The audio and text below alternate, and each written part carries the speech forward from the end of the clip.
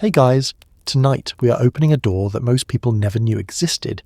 You think you know Laura Ingalls Wilder, and why wouldn't you? You grew up with her. You carried her books home from the library with the covers creased and the corners bent from 100 readings.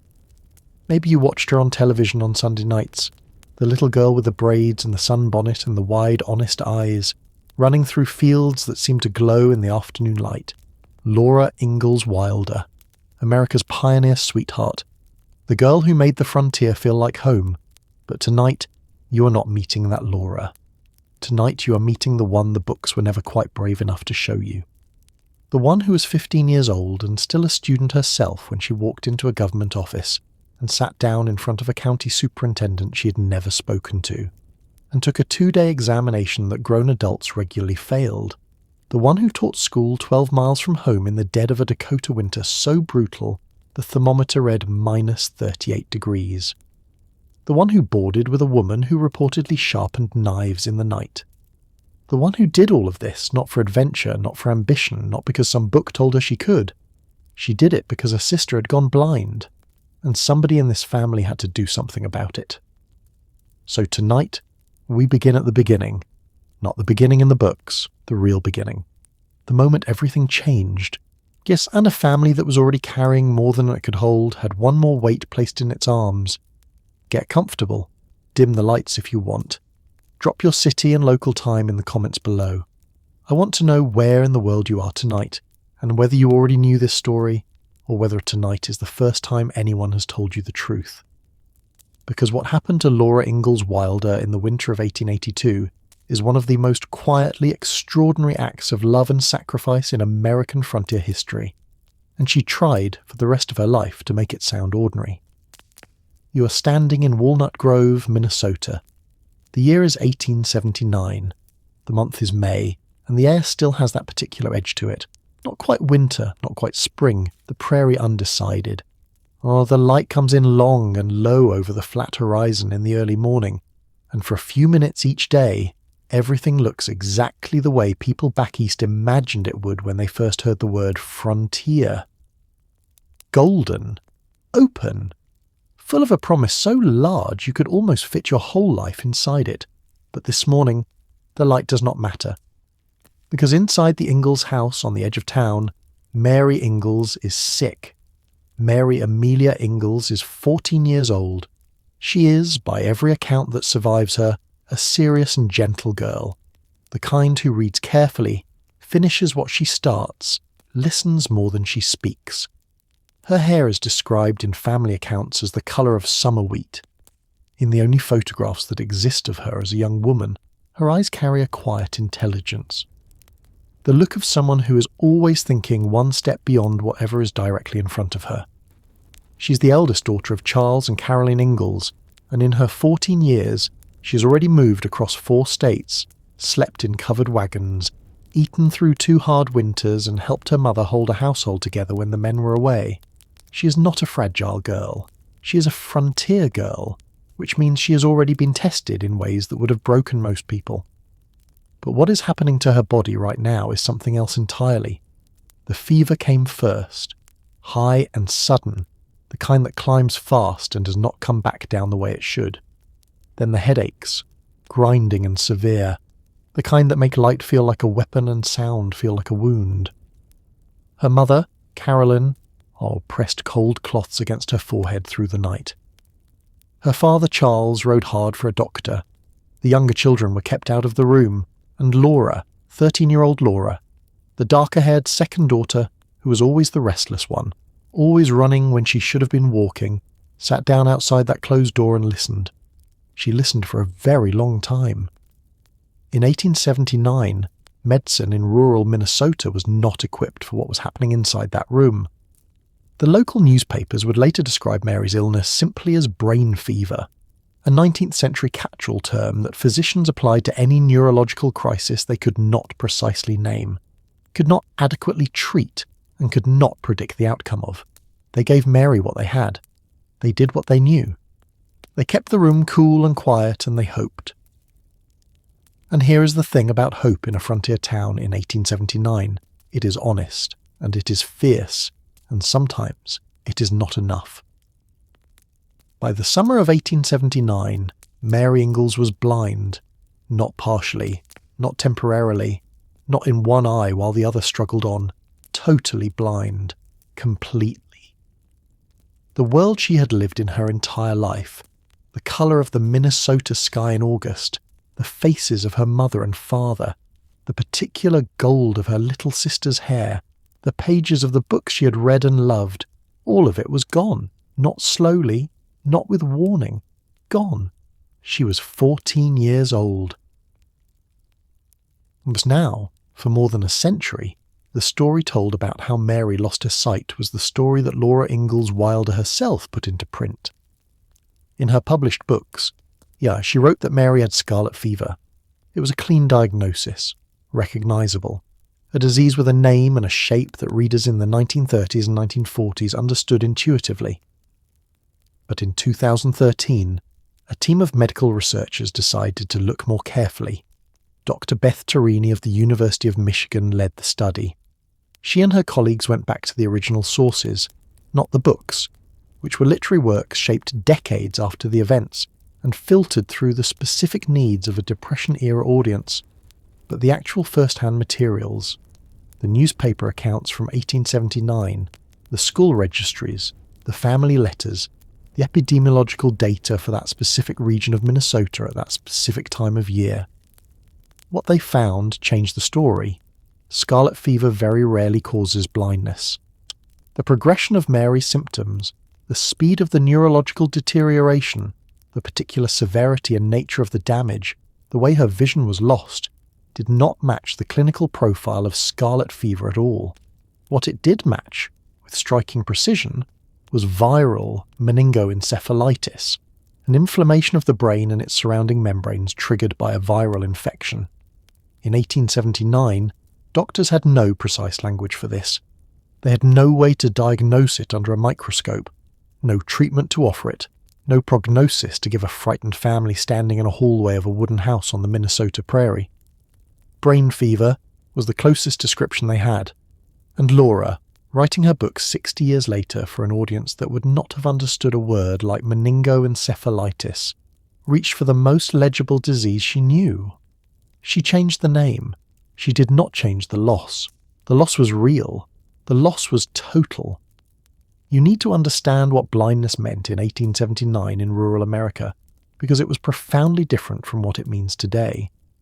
There were no disability services, no accommodations mandated by law, no federally supported programs, no legal framework of any kind that guaranteed a blind person the right to education, to work, to a life outside the walls of whoever agreed to care for them. The Americans with Disabilities Act was more than a century away. The very idea that a blind person had a legal right to public education was not a belief that most Americans held. It was barely even a conversation being had. What blindness meant in practical terms on the American frontier in 1879 was this: you became dependent on your family, on charity, on the goodwill and physical capacity of the people closest to you to carry a weight they had not planned for and could not easily afford. Mary Ingalls, at 14 years old, understood this. She was a frontier girl. She understood arithmetic. Her family understood it too.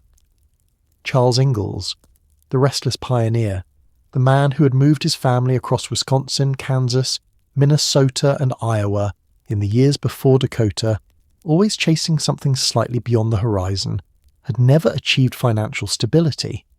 He was warm and resourceful and hard-working and deeply devoted to his family. He was also, by every available financial record, perpetually one bad harvest away from a crisis. The Ingalls family lived close to the edge of what their income could sustain. Not in poverty by the standards of their neighbours, but with no cushion, no reserve, no margin for the unexpected. The addition of a blind teenager, a child who could no longer help with the household work that frontier daughters were expected to perform, a child who would need guidance and care and support of various kinds for the foreseeable future, was not a disaster the family could absorb silently and invisibly.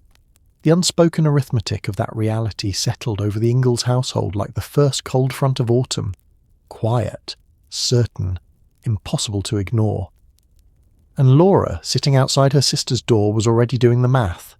The family did not stay in Walnut Grove. Families like the Ingalls rarely stayed anywhere for long. By the fall of 1879, Charles had accepted a job with the Chicago and Northwestern Railroad, and the family loaded themselves into a wagon and moved to the Dakota Territory, a vast wind-scoured stretch of plains that was, in 1879, one of the last great frontiers of American settlement. They spent the first winter in what was called the Surveyor's House, a rough shelter near a railroad work camp at Silver Lake, on the edge of a land that seemed to go on forever in every direction and offered nothing in the way of forgiveness for the unprepared. In February of 1880, Charles Ingalls filed a homestead claim on 157 acres near a new town called Smet. The filing fee was $16. The promise attached to it was simple and ancient. Live on the land, improve it, prove it up over 5 years, and it is yours. Like 160 acres of Dakota Prairie sky and wheatgrass and whatever a man could pull out of the earth before the earth pulled him back. It sounded like a beginning, and in many important ways, it was. But before that beginning could take root, before the first real spring on that claim, before the first real harvest, the winter came. The winter of 1880 to 1881 is recorded in historical accounts as one of the most catastrophic seasons in Dakota Territory history. It began in October of 1880, weeks before the normal arrival of cold, and it did not release its grip until April of 1881. 7 months. 7 unbroken months of blizzards so severe and so relentless that the supply trains could not reach De Smet for weeks at a stretch. Food stores ran low, fuel ran lower. Families in town ground their seed wheat in coffee mills to make something resembling flour and called it getting through. The Ingalls family survived the hard winter. They came through to the other side, thinner and more cautious, and more acutely aware of exactly how close the edge was and how quickly an ordinary winter morning could become something else entirely. And Mary was still blind, still dependent, still waiting for whatever came next. What came next arrived in the form of an attorney. His name was Vischer v. Barnes. He was a De Smet lawyer, a community figure, and apparently a man who combined legal knowledge with the specific kind of moral inconvenience that makes certain people take action where others simply observe. Barnes had been paying attention to the Ingalls family's situation. He knew something that Charles and Caroline, buried in the daily labour of frontier survival, may not have fully known or pursued. The Dakota Territory had a formal arrangement with an institution in the state of Iowa. The Iowa College for the Blind was located in a small city called Vinton.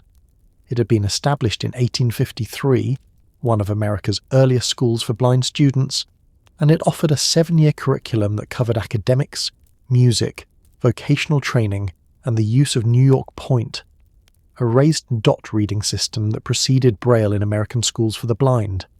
It was a real institution, staffed by trained educators, with dormitories and classrooms and a philosophy built on the belief that blind individuals were capable of learning, of working, of living full and independent lives. And the Dakota Territory, through a progressive policy that predated federal disability education mandates by decades, had a contract with this institution. Blind residents of the territory who qualified could attend the Iowa College for the Blind at the territory's expense, $216 per year, covering tuition, room, and board. In August of 1881, Barnes wrote a letter to George Hand, the Dakota Territory secretary, on behalf of the Ingalls family.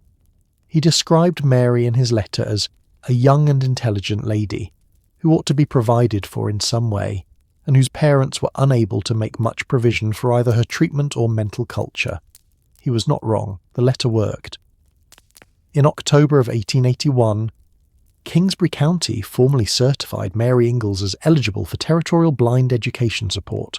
On November the 23rd, 1881, Mary Ingalls, now 16 years old, 2 full years sightless, 2 full years sitting at home while the world outside the window continued its business without her, enrolled at the Iowa College for the Blind in Vinton, Iowa. She packed her trunk. She said goodbye to her mother, who pressed her face into Mary's hair and held on longer than was necessary. the way mothers do when they're sending their children into something large and uncertain. She said goodbye to Laura, who was 14, and standing in the doorway and watching her sister walk toward an open door that neither of them had known existed 2 months before. The Territory would pay the primary costs, the tuition, the room, the meals, the foundational structure of Mary's education.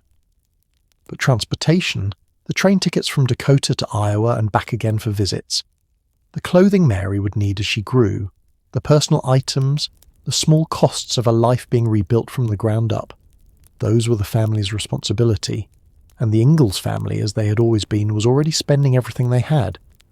Someone was going to have to find a way to bring in more. That someone was already 14 years old and making plans. You need to understand something about Laura Ingalls before we go further. Not the Laura from the books, the real one. She was not soft. This is not a criticism. It is the most important true thing about her. She had grown up on the frontier, which is a way of saying she had grown up inside the understanding that comfort and catastrophe were not separated by a great distance, and that the space between them was measured in seasons, in harvests, in decisions made quickly under pressure. She had watched her father work himself to exhaustion across multiple states for multiple years, and never quite reached the stable ground he was always heading for. She had watched her mother absorb difficulty after difficulty without complaint, without self-pity, without the particular luxury of falling apart when the situation required her to remain standing. She had watched her sister go blind. All of that watching had made her someone specific, someone who understood, in her bones, that waiting passively for circumstances to improve was a strategy the frontier did not honour and could not afford. Someone who had absorbed by age 14 a lesson that most people need decades to learn. If the family needed something, and there was something she could do, she was going to do it. She was going to become a teacher. Not immediately. Not that winter. There were things to learn first, examinations to prepare for, and a situation in Kingsbury County to pay attention to. A situation that, for a girl who noticed things, was impossible to miss. The county was running out of teachers. Between 1880 and 1883, Kingsbury County's school districts had exploded from 49 to 92, driven by the relentless flood of homesteading families pouring into the Territory. 92 schools needed 92 teachers. In qualified teachers, people with formal training, people with experience, people who were at minimum the legally required 18 years of age, were not available in those numbers, not remotely. So the county superintendent made adjustments, and the adjustments included quietly and practically accepting applications from people who were younger than the law technically allowed, provided they passed the examination and needed the work. Laura Ingalls was 15 years old. She was still a student herself at the Smet School. She needed the work. On December 10th, 1882, she walked into the office of Kingsbury County Superintendent George Williams and sat down to take her teaching examination. The exam covered reading, spelling, writing, arithmetic, English grammar, and geography. 2 days of questions. Administered in a government office in a Dakota Territory town in the middle of December, with the cold outside pressing against the windows like something with intentions. She passed. On December 10th, 1882, Laura Ingalls received her third-grade teaching certificate from the Kingsbury County Superintendent of Schools. The certificate stated in formal official language that she was competent to give instruction in reading, orthography, writing, arithmetic, English grammar, geography. Third-grade certificate was the lowest tier in a 3-tier system. It was also a legally valid document. It gave her the right to teach any age, any grade level, any subject it covered, in any one-room school in Kingsbury County. She was 15 years old. The legal minimum age for teaching in the Dakota Territory was 18. And approximately 12 miles away from Smet, across a frozen landscape that had no interest in making anything easy, a one-room schoolhouse called the Bushy School was waiting for a teacher. Its new teacher had no idea what was waiting inside those walls for her, and Mary Ingalls, 2 states away in Vinton, Iowa, was learning to read with her fingertips. This was only the beginning. She had her certificate. It was folded into her dress pocket on the morning she climbed into the wagon that would take her 12 miles from everything she knew, and even through the thick wool of the fabric she could feel it. Stiff. Official. Signed by a county superintendent who had looked at a 15-year-old girl sitting across from his desk and decided quietly and practically that the number on the calendar mattered less than the fact that half his school districts had no teacher, and winter was already pressing down on the territory like a hand that had no intention of lifting until spring. The certificate said she was competent to teach. She was about to find out exactly how much a piece of paper was worth on the Dakota Prairie in December.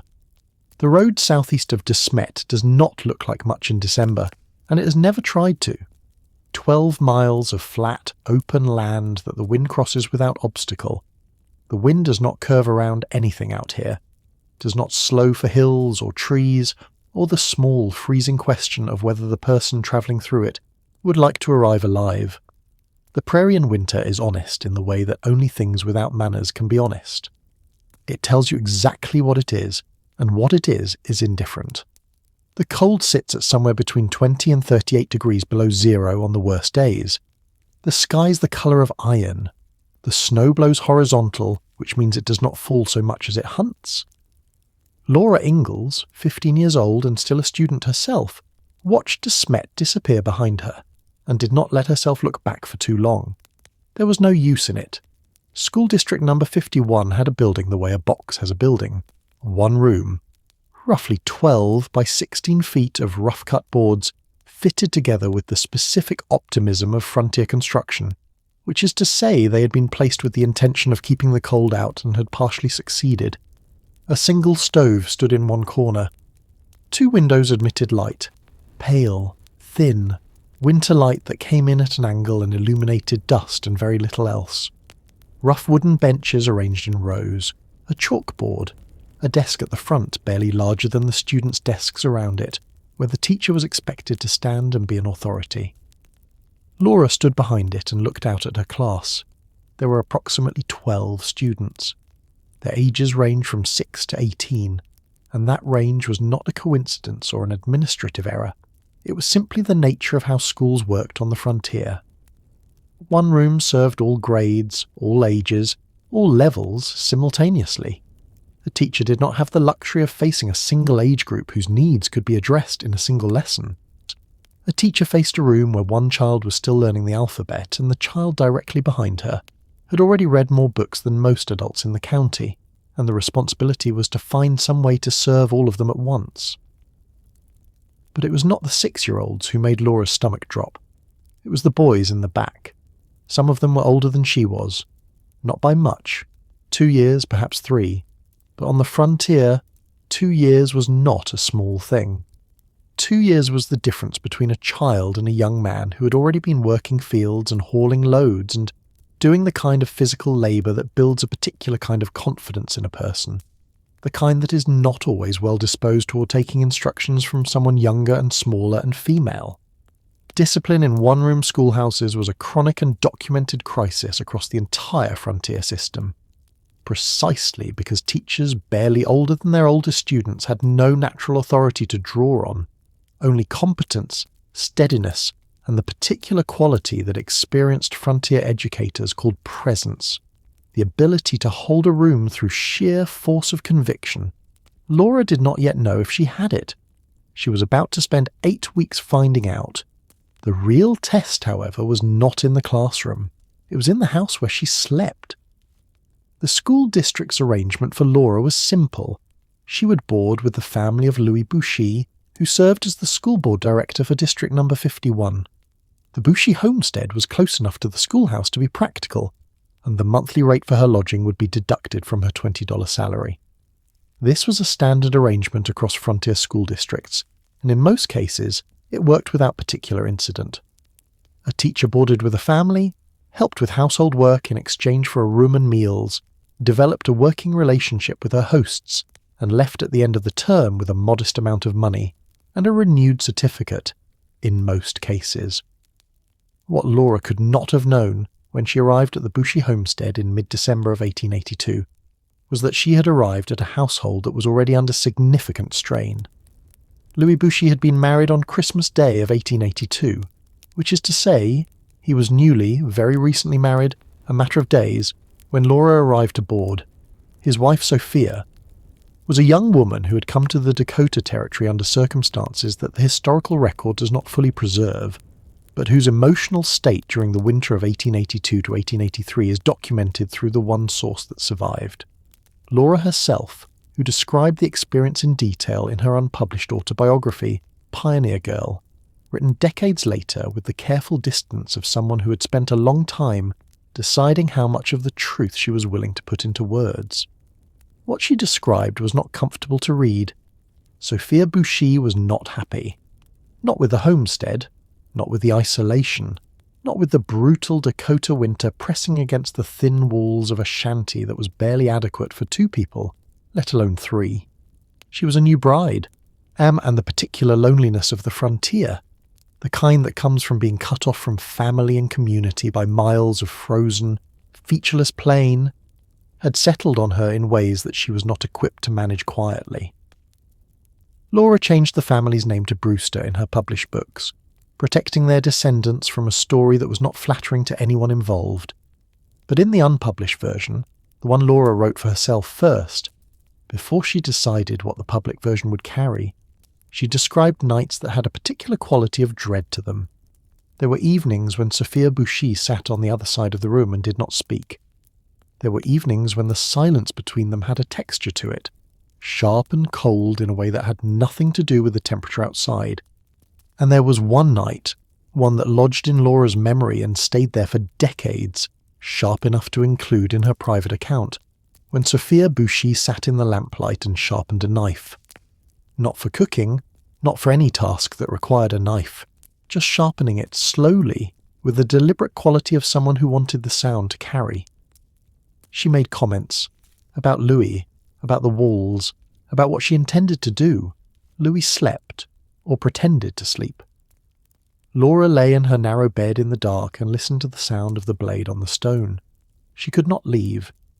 The roads were impassable that night, a condition that was not unusual in a Dakota winter that was recording temperatures colder than anything the territory had seen in years.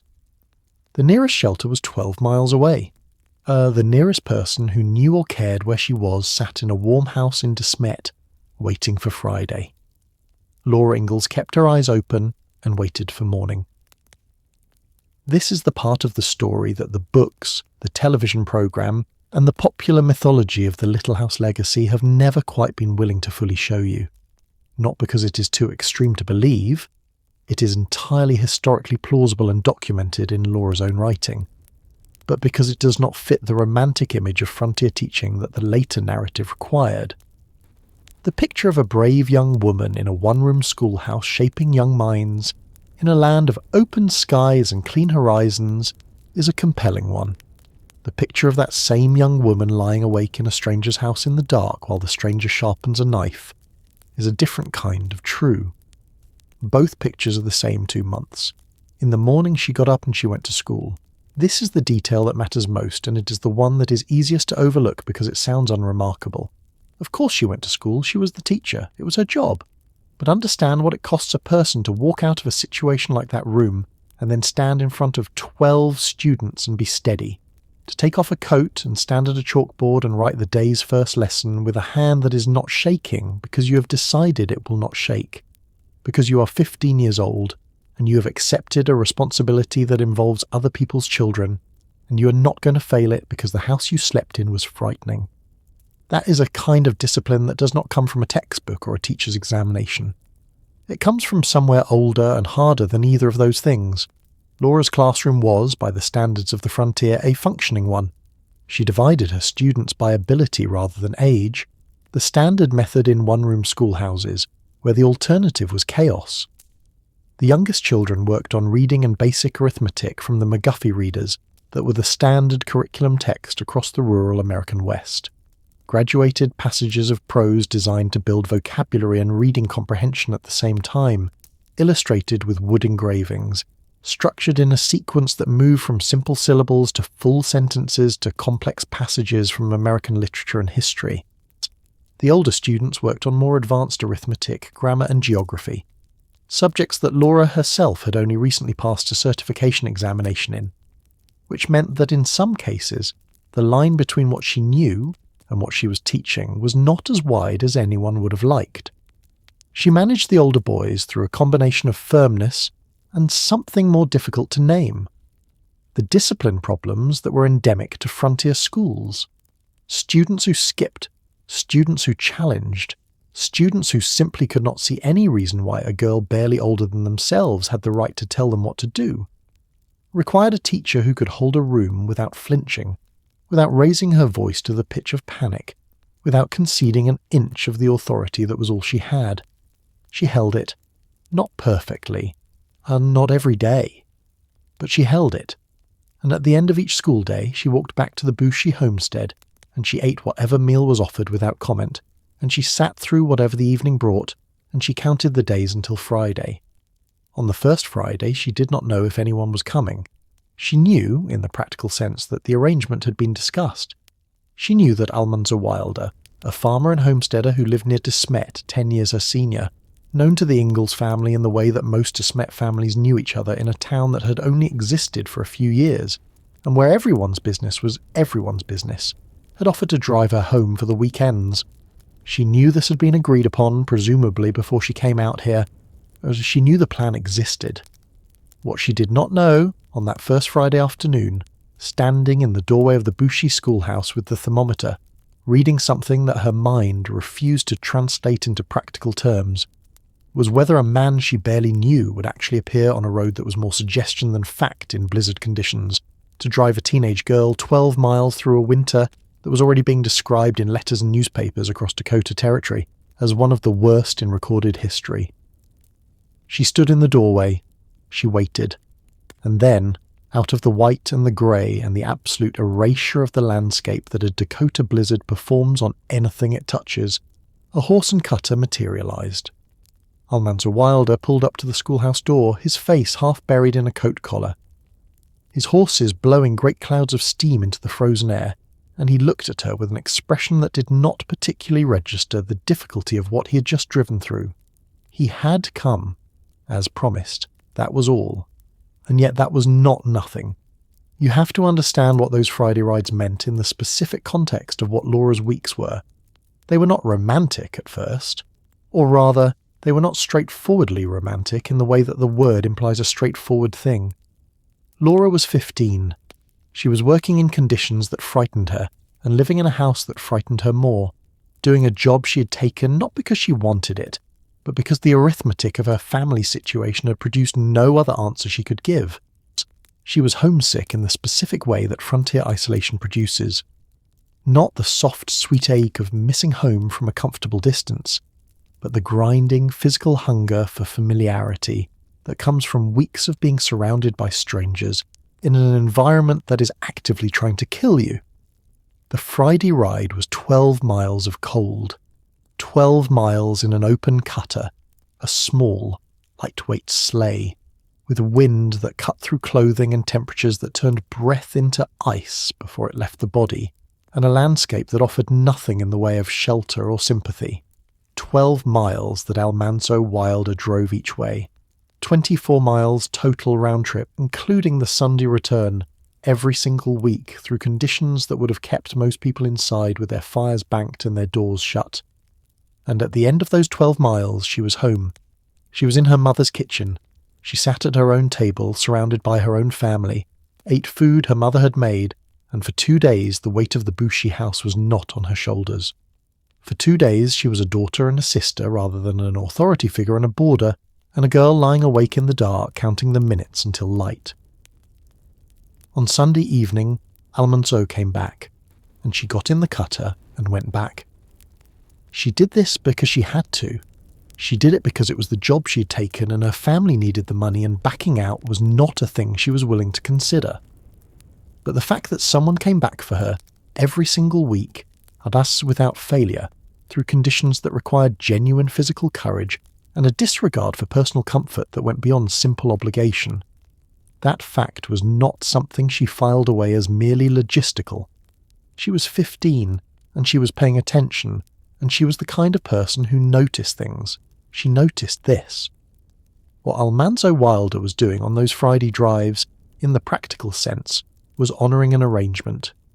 he was a neighbour, a community member, a young man of 25 who had established himself on a homestead and tree claim near Smet, and whose sense of duty had been built into him by a New York farming family whose values ran deep and ran clear. He had offered the rides, the family had accepted, and he drove them because he had said he would. But somewhere in the accumulation of those Fridays, somewhere in the exchange of the few brief words that were possible, when the wind made extended conversation an act of endurance, somewhere in the particular quality of his arrival, consistent and reliable in conditions that made consistency a genuine act, something else was also happening. Neither of them named it yet. Laura in particular had no interest in naming it. She was 15 years old. She had a teaching position to survive and a sister in Iowa and a family in Smet who needed the $20 at the end of the month. She told him, on at least one occasion documented in her later account, that she was too young for whatever he appeared to be suggesting with his Fridays and his Sunday returns, and his particular way of not quite asking a question while making the answer very clear. He didn't argue. He simply came back the next Friday. This tells you something about both of them. The first teaching term at the Bushy School lasted approximately 8 to 10 weeks, as was standard for rural winter terms across frontier school districts. By mid-February of 1883 the term was complete, and Laura Ingalls gathered what little she had brought with her and made the last of those 12-mile trips, this one permanent, or at least permanent for now, without the Sunday return that had followed every other Friday departure. She had earned approximately $20 for the term. $20. In 1883, in Kingsbury County, Dakota Territory, that was not a fortune and it was not nothing. It was the equivalent of roughly a month's worth of modest living expenses for a struggling homesteading family. It was the cost of train tickets. It was the difference between Mary returning to the Iowa College for the Blind in the fall and not returning. Laura brought it home. She had survived an isolated homestead 12 miles from town. She had managed a mixed-age classroom that included students older than herself. She had lived for 8 to 10 weeks in a household that had tested her in ways she would not fully describe until decades later. She had stood at the front of a one-room schoolhouse every morning and been steady. She was 15 years old. She was still a student herself. And the spring term at the Smet school was about to begin. She would go back to her desk. She would take off the authority of the teacher and put on the anonymity of the student, which is a stranger reversal than it sounds, and she would work toward the graduation she had always wanted. The education she'd been quietly sacrificing herself for she was still, underneath all of it, a girl who loved to read and longed for more of it, not less, was still there, still possible, still waiting. But she also knew something she had not known before those 2 months. She could do it. She could hold a room, manage a payroll, endure a frightening house, navigate a Dakota winter, and come out the other side with her money and her nerve intact. And somewhere out there on the snowy road that ran between Smet and School District number 51, a young farmer was driving home 24 miles poorer in daylight and considerably richer in whatever it is that accumulates between two people who spend weeks spending no more than a few hours together, but who have both been paying close attention. The first teaching term was over, but something else had just begun. And Laura Ingalls, back into Smet, back at her family's table, back in the warm, ordinary presence of people who loved her unconditionally, had a decision to make. The certificate that was still folded in her dress pocket was valid for another year, and somewhere in Kingsbury County there was another school district that needed a teacher. The first thing Laura did when she got back to Smet was sit down at a school desk. Not the desk at the front of the room, the desk in the middle among the other students, where you did not have to be the person with the answers.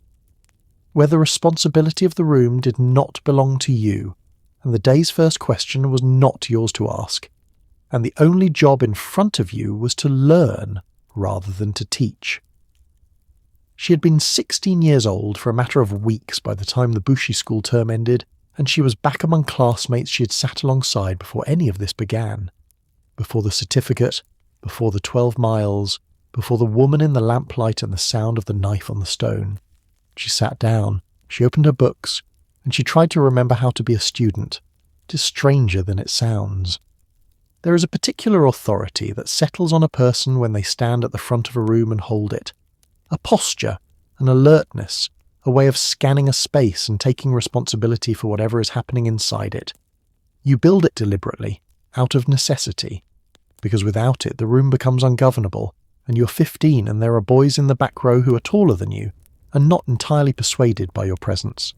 You build it, and then it becomes something you carry. And when you walk back into a room where you're supposed to have none of it, where the authority belongs to someone else, and your correct position is attentive deference, the thing you built does not simply disassemble on command. Laura Ingalls knew things about her classmates that they did not know she knew.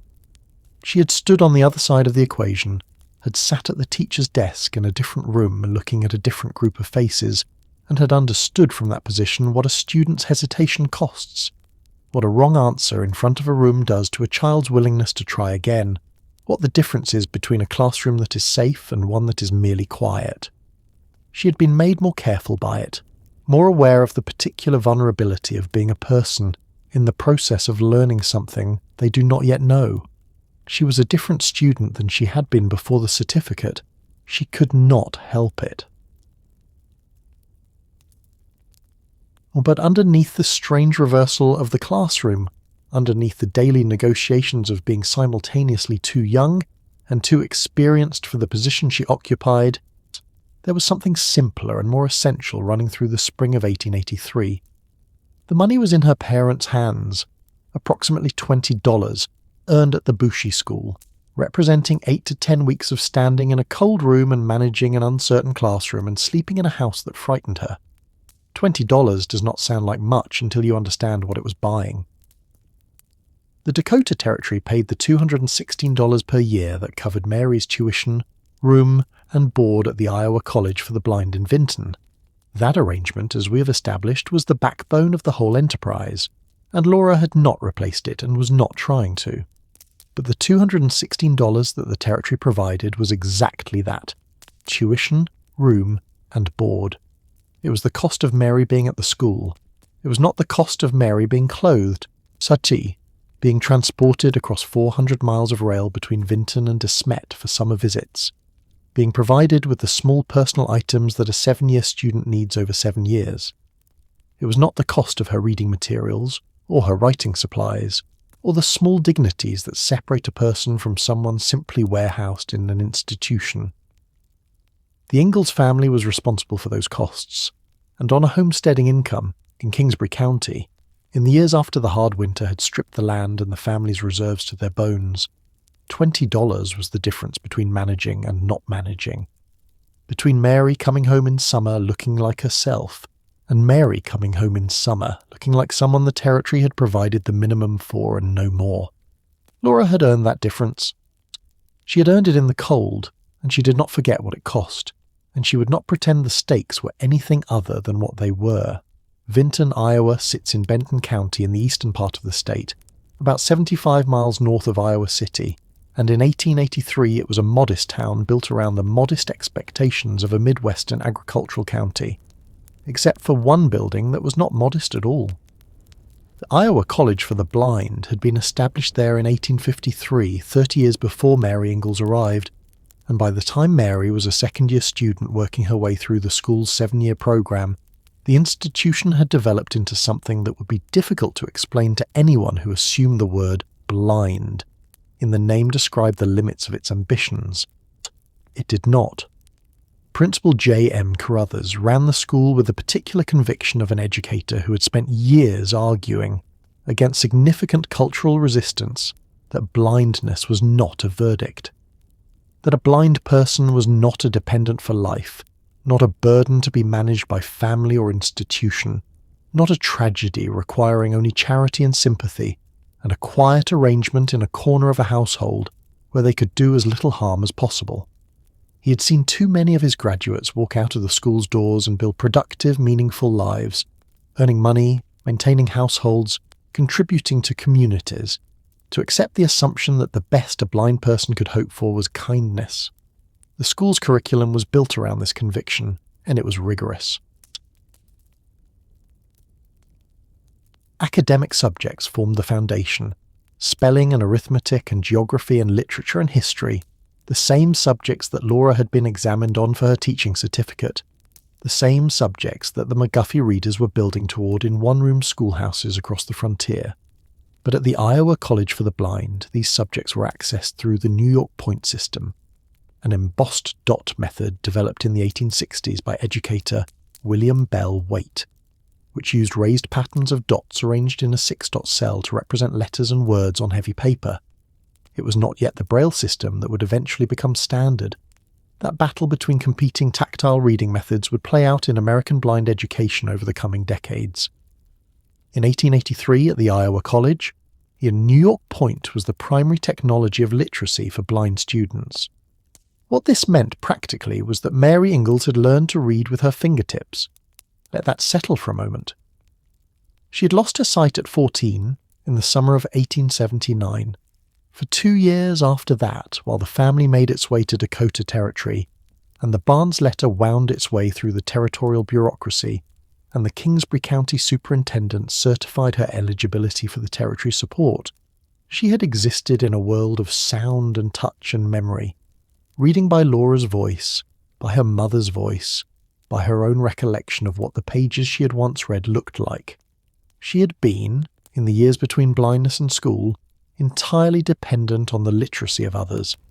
And then she'd gone to Vinton, and within her first year she had learned to read again, by herself, in the dark, the same dark that would have been darkness for anyone else, but which for Mary had simply become the medium through which her fingers moved across paper and pulled words out of the texture of embossed dots.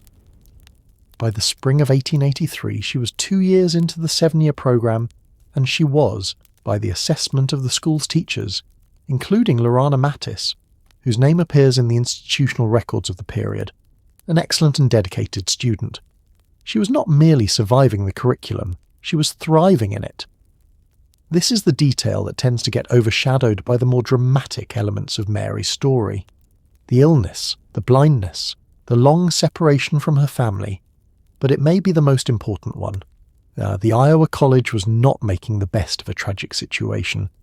It was producing in Mary Ingalls, and in students like her, something that their society had largely decided they could not become. Educated, skilled, capable adults with the capacity for meaningful independence.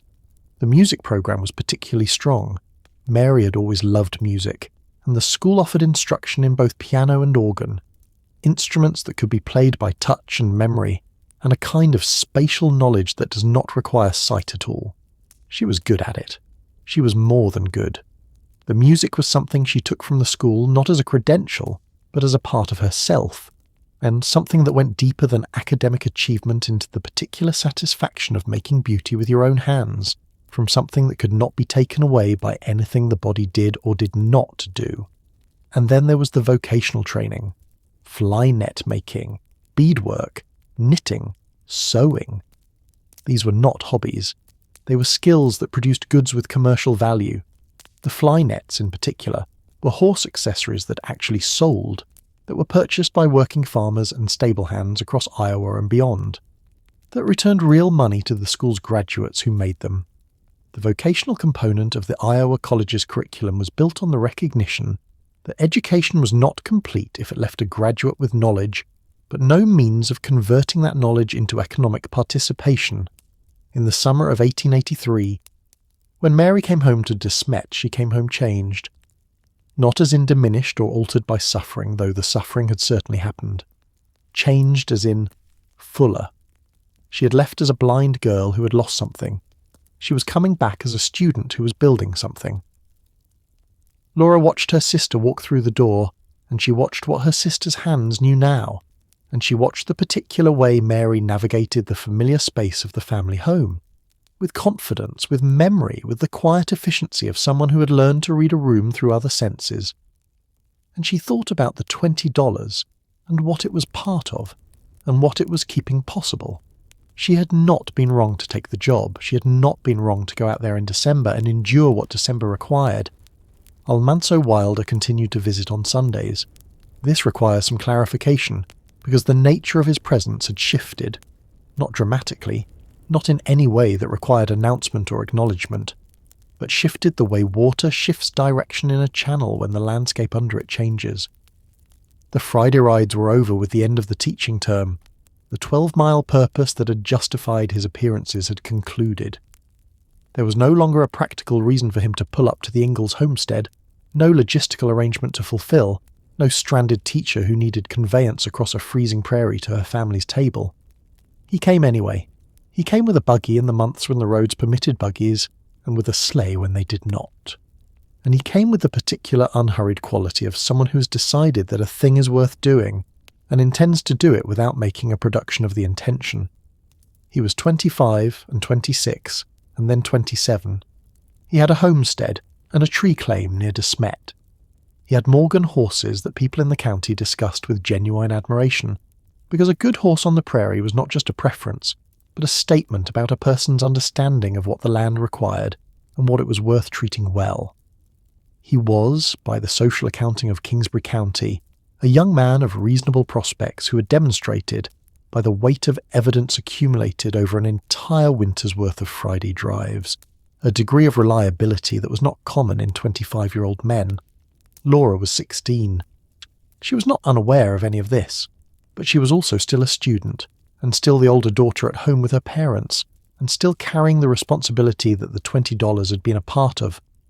The responsibility that did not end with the Bushy school term, because Mary's 7-year program had only just entered its second year, and the Territory's $216 covered the institutional costs, and the family's portion was still the family's portion, and someone still needed to earn it. Laura had laid down the authority of the teacher's desk and returned to the student's bench, but she had not put down the responsibility. It went with her wherever she sat. She told Almanzo on at least one occasion that she would later describe in her private account that she was too young, for whatever this was, for wherever he appeared to be guiding it with his Sunday appearances and his excellent horses and his particular way of making a drive feel like a conversation, even when the wind made conversation technically inadvisable. He did not argue. He came back the following Sunday, December 10th, 1883, exactly 1 year to the day from the first certificate. Laura Ingalls walked into the Kingsbury County Superintendent's office, now occupied by George Williams, who had taken over from Amos Whiting in January of 1883, and she took the examination for the second time.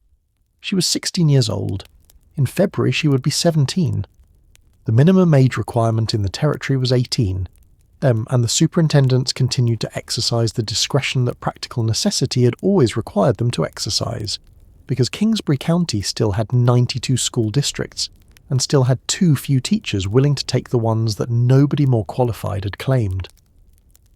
The law and the reality continued their familiar negotiation, and what emerged from that negotiation, on December 10th, 1883, was a piece of paper bearing the number 147. Certificate number 147, third grade classification, which meant the lowest tier of the three-tier system. The level that you received when your examination results did not qualify for a second grade or first grade certificate, but was sufficient to demonstrate competence in the core subjects: reading, orthography, writing, arithmetic, English grammar, geography. Certificate number 147 would be valid through December 1884. It was issued, signed, official, legal, in every way that the law and the superintendent's authority could make it. You can see it today. Certificate number 147 is currently on display at the Laura Ingalls Wilder Historic Home and Museum in Mansfield, Missouri, where it has been preserved for over a century as one of the small physical artifacts that anchor the story of her teaching career to the specific, particular, non-legendary truth of paper and ink and a county official's signature. It is not a prop or a reproduction. It is the actual document, the piece of stiff paper that a 16-year-old girl was handed in a county superintendent's office on December 10th, 1883, and that she carried with her for the rest of her life. The first certificate from December 10th, 1882, has not been located in any archive, but this one survived. That survival is its own kind of statement. She kept it. Through 3 more teaching terms and a wedding in August 1885, and a homestead and a fire, and moves across 3 states and a farmhouse built from scratch on rocky Missouri hillside, and 6 decades of a life that would eventually produce some of the most beloved books in American literary history. She kept this piece of paper from a county superintendent's office in Dakota Territory, and she kept it carefully enough that it still exists, still legible, still carrying the date and the signature and the number that mark the moment she agreed, for the second time, to do the thing that nobody else was lining up to do. That tells you something about what the certificates meant to her, not as proof of credential, as proof of something, of capacity, of decision, of the particular form of agency available to a teenage girl on the frontier who had chosen, in the specific circumstances of her family's need, to step into a gap that the world had left open. On April 11th, 1884, the School Board of School District No. 3, District 35, the Prairie School District, located considerably closer to De Smet than the Bushey School had been, held a regular meeting. The meeting's record, reported in the Smet Leader on April 19, 1884, includes the following motion passed by the board: voted that Miss Laura Ingalls be contracted to teach school number 3 District 35 for the summer term at $25 per month, $25, $5 more per month than the Bushey School had paid. This was not an accident, and it was not generosity. It was the market adjusting itself in the specific way that markets adjust when the person they are purchasing has already demonstrated, over the course of a previous term, that she can hold a room and complete a contract and produce a functioning classroom from what is given to her. Laura Ingalls had a track record now. She had the Bushey School behind her, its difficulties unannounced, its private terrors undisclosed. And what the school board saw was a teacher who had gone out in December and come back in February having done the job. That had a price. The contract was signed. On April 28th, 1884, a Monday, Laura Ingalls began her second teaching term. The Prairie School term ran through June 27th, 1884, 60 days of teaching, roughly 2 months, which was the standard length of a summer term in frontier school districts that structured their academic year around the agricultural calendar, planting in spring, harvesting in fall, the gaps between the seasons serving as the windows through which education was threaded when the farm work permitted children to leave home and sit in desks. The summer prairie is a different creature from the winter one, if you have only seen the Dakota Territory in December. Through the windshield of 12 miles of blowing white, and a temperature that communicates itself not as a number, but as a physical presence that sets about the serious work of entering your body through every seam and gap in your clothing. If that is the version of the prairie you have spent an entire teaching term learning to endure, then the summer prairie arrives as something that the word beautiful can barely contain. The grass is everywhere. Not the brown and crushed remnants of grass that December leaves behind, beaten flat by months of wind and ice, but green grass, tall grass in places, grass that moves in waves in the afternoon wind and makes the horizon look like a restless ocean made of something softer and more forgiving than water. The sky's the same enormous sky. There is no modification of that. No smaller version available in summer. But in June it is blue in a way that makes the colour feel like an argument for staying, rather than a reason to calculate your survival. The Prairie School term was 2 months of that sky. Laura may or may not have boarded with a local family for this term. The historical record is not definitive on this point, and the school's closer proximity to De Smet may have permitted some days at home. What the record does confirm is that this term held 3 pupils, not 12. 3 children of local homesteading families, working through their lessons at whatever pace and level 3 children in the age range of frontier schools could be expected to work, under the instruction of a 17-year-old teacher, who had by now learned that the room did not always cooperate with the teacher's plans, and that the gap between what you prepared and what the day required was a space you had to fill with whatever competence you had available. 3 students was a different kind of challenge from 12. Not easier exactly. 3 students meant that the teacher's attention could not be diffused across a room, but had to be specific and sustained, had to meet each child where they actually were, and hold them there until something moved, but different. There were no older boys in the back of this particular room. There was no internal power structure to manage, no competing gravitational centre to the teacher's authority.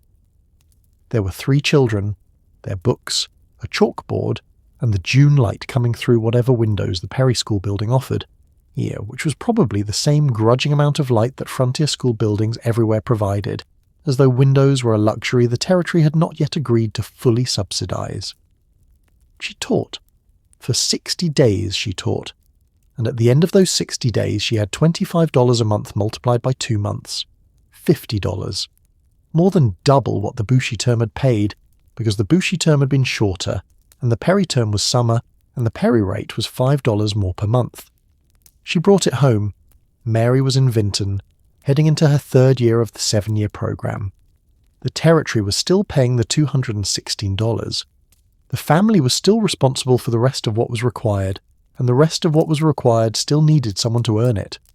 Laura had earned it, in the fall 1884. In the fall of 1884, the Smet School added something new to its curriculum, a 9th grade programme. The first high school course offered in the town, a small, tentative, forward-looking addition to what was still primarily a basic education institution, serving a town that had only existed for a few years and was still figuring out what permanence looked like. Laura Ingalls enrolled.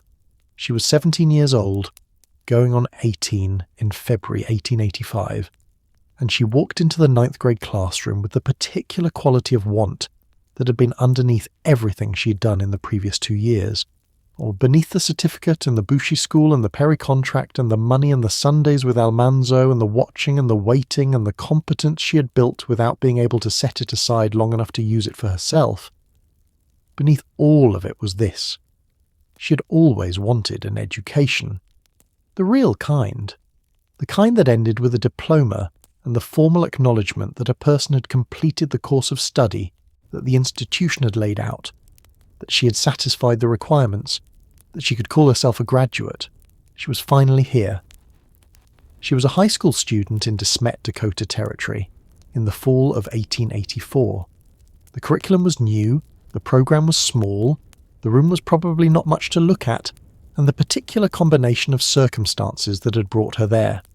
The Bushy School, the Prairie School, the $50 and the $20 and the certificate and the year of Sunday drives across the prairie receded slightly, as much as they were capable of receding, into the middle distance behind the forward-facing fact of this. She was going to finish this. Almanzo was still coming on Sundays. She was still paying attention. She was still not naming the things she had been watching accumulate across 2 years of Fridays and Sundays and 12-mile drives, and the specific evidence of what a man would and would not do in blizzard conditions for a person he had only a logistical obligation to assist. But she was paying attention, and somewhere in the accumulation of everything that was happening in the fall of 1884, the 9th grade, the coursework, the diploma within reach, the Sunday afternoons that had become something she would not have called routine, but that she had stopped being surprised by. Something was coming that neither of them had said out loud yet. And the school term was not going to cooperate, because the teacher standing at the front of Laura's 9th grade classroom had a decision to make at the end of the year, a decision about examinations, about who was ready and who was not, about what came next for this small first attempt high school program in a town still learning what education meant in the long term, and that decision was going to cost Laura Ingalls something she had been working toward for years. What happened in the spring of 1885 in that classroom, and what Almanzo was going to ask her before the summer arrived, would change the shape of everything that came after. And it would begin with a piece of paper that was not a diploma. She had been working toward it for years. That is the sentence underneath everything that happened in the fall of 1884, the sentence that makes the spring of 1885 hurt the way it did. The teaching certificates and the Bushy School and the Prairie School, and the Sunday drives and the money earned and handed over, all of it had been running alongside something else, something that was not duty and not economics and not anyone else's need but her own. She had wanted an education, not the practical competence that the county superintendent's examination certified, not the working knowledge of arithmetic and geography and grammar that was enough to stand at the front of a one-room schoolhouse and manage a term, a real education, the kind that ended with a ceremony and a piece of paper that said she had completed the full course of study and been found equal to its requirements, In the fall of 1884, De Smet's school added a 9th grade program, the first high school level course ever offered in the town. A small, deliberate step forward for a community still young enough that its oldest institutions were only a few years old. Laura Ingalls enrolled. She was 17 years old, turning 18 in February 1885. She had a teaching certificate, 2 completed terms in the classroom, and enough money earned through both to know exactly what it had cost to sit back down at the student's desk. She knew the weight of those terms in her body and in the particular quality of fatigue that comes not from physical labour, but from sustained responsibility held in conditions that were not made for it. She had been the teacher in 2 different schools in 2 different seasons, and she had come back each time and picked up her school books and continued working toward the thing that the teaching had been supposed to support without quite being itself. This was supposed to be the last year. She was this close. Spring in Dakota Territory arrives incrementally, and in 1885 it arrived in the particular way of a season that knows it is expected, and declines to make the entrance too dramatic. The snow softened. The mud came, which was its own form of difficulty. The thick, tenacious mud of a prairie thaw that turns roads into abstract suggestions, and makes everything that was frozen solid inconvenient into something unpredictably, exhaustingly deep. The light stretched into the evening in a way that felt like a reward after the short, grey, abbreviated days of January and February. And in the De Smet school building, Laura Ingalls sat in the 9th grade classroom and waited for the thing she had spent the last several years making possible, the graduation examination. In 1880s frontier schools, the end-of-year examination was not merely ceremonial. It was the mechanism through which students demonstrated that they had completed the required coursework, that their teacher was prepared to certify them as having satisfied the standards of the program. Without the examination, there was no official completion. Without the examination, there was no diploma. It was not a bureaucratic nicety. It was the entire point. In the spring of 1885, Laura's teacher made a decision. The class was not ready. Most of the students in the teacher's assessment needed another year. The right thing to do, the practical, sensible, reasonable thing, was to defer the examinations and allow the students to complete the program the following year. It was a reasonable decision. It may even have been the correct educational decision for the majority of the class. For Laura Ingalls, it was a door closing. She wrote about it in her unpublished autobiography, Pioneer Girl, the private account she completed decades later before she decided what the public version would and would not carry. She wrote, "This was a very great unhappiness to me. I had always so longed for an education, and had hoped to at least graduate from high school. That is the full sentence. You could walk right past it, reading quickly, because it is short and understated and delivered without the theatrical elaboration that the sentiment might seem to call for. But measure it against everything she had done in the previous 3 years to arrive at the point where that sentence was possible, and the understatement opens up into something considerably more spacious. She had left school and come back.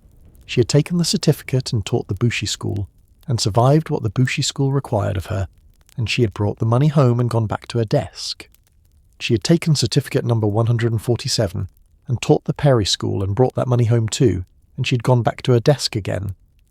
She had watched the 9th grade program come into existence, and enrolled in it, and worked through the full year of its curriculum, and then a teacher, making a reasonable decision about the readiness of the class as a whole, had inadvertently made a decision about her future that she had not been consulted about and could not correct, because the teacher assumed she would come back the following year.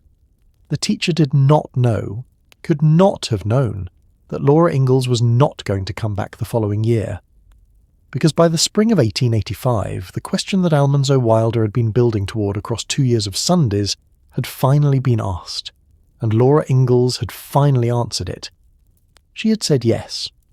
The engagement between Laura Ingalls and Almanzo Wilder did not happen at any documented moment that the historical record has preserved with precision, which is to say that the private conversation between a 17-year-old woman and a 27-year-old farmer was not the kind of event that generated the paper trail that school board meetings and county superintendent examinations and Smet Leader reports did.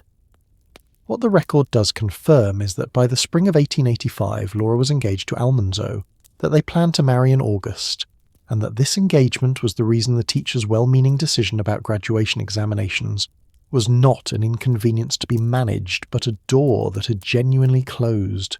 She would not be back in September. There would be no graduation.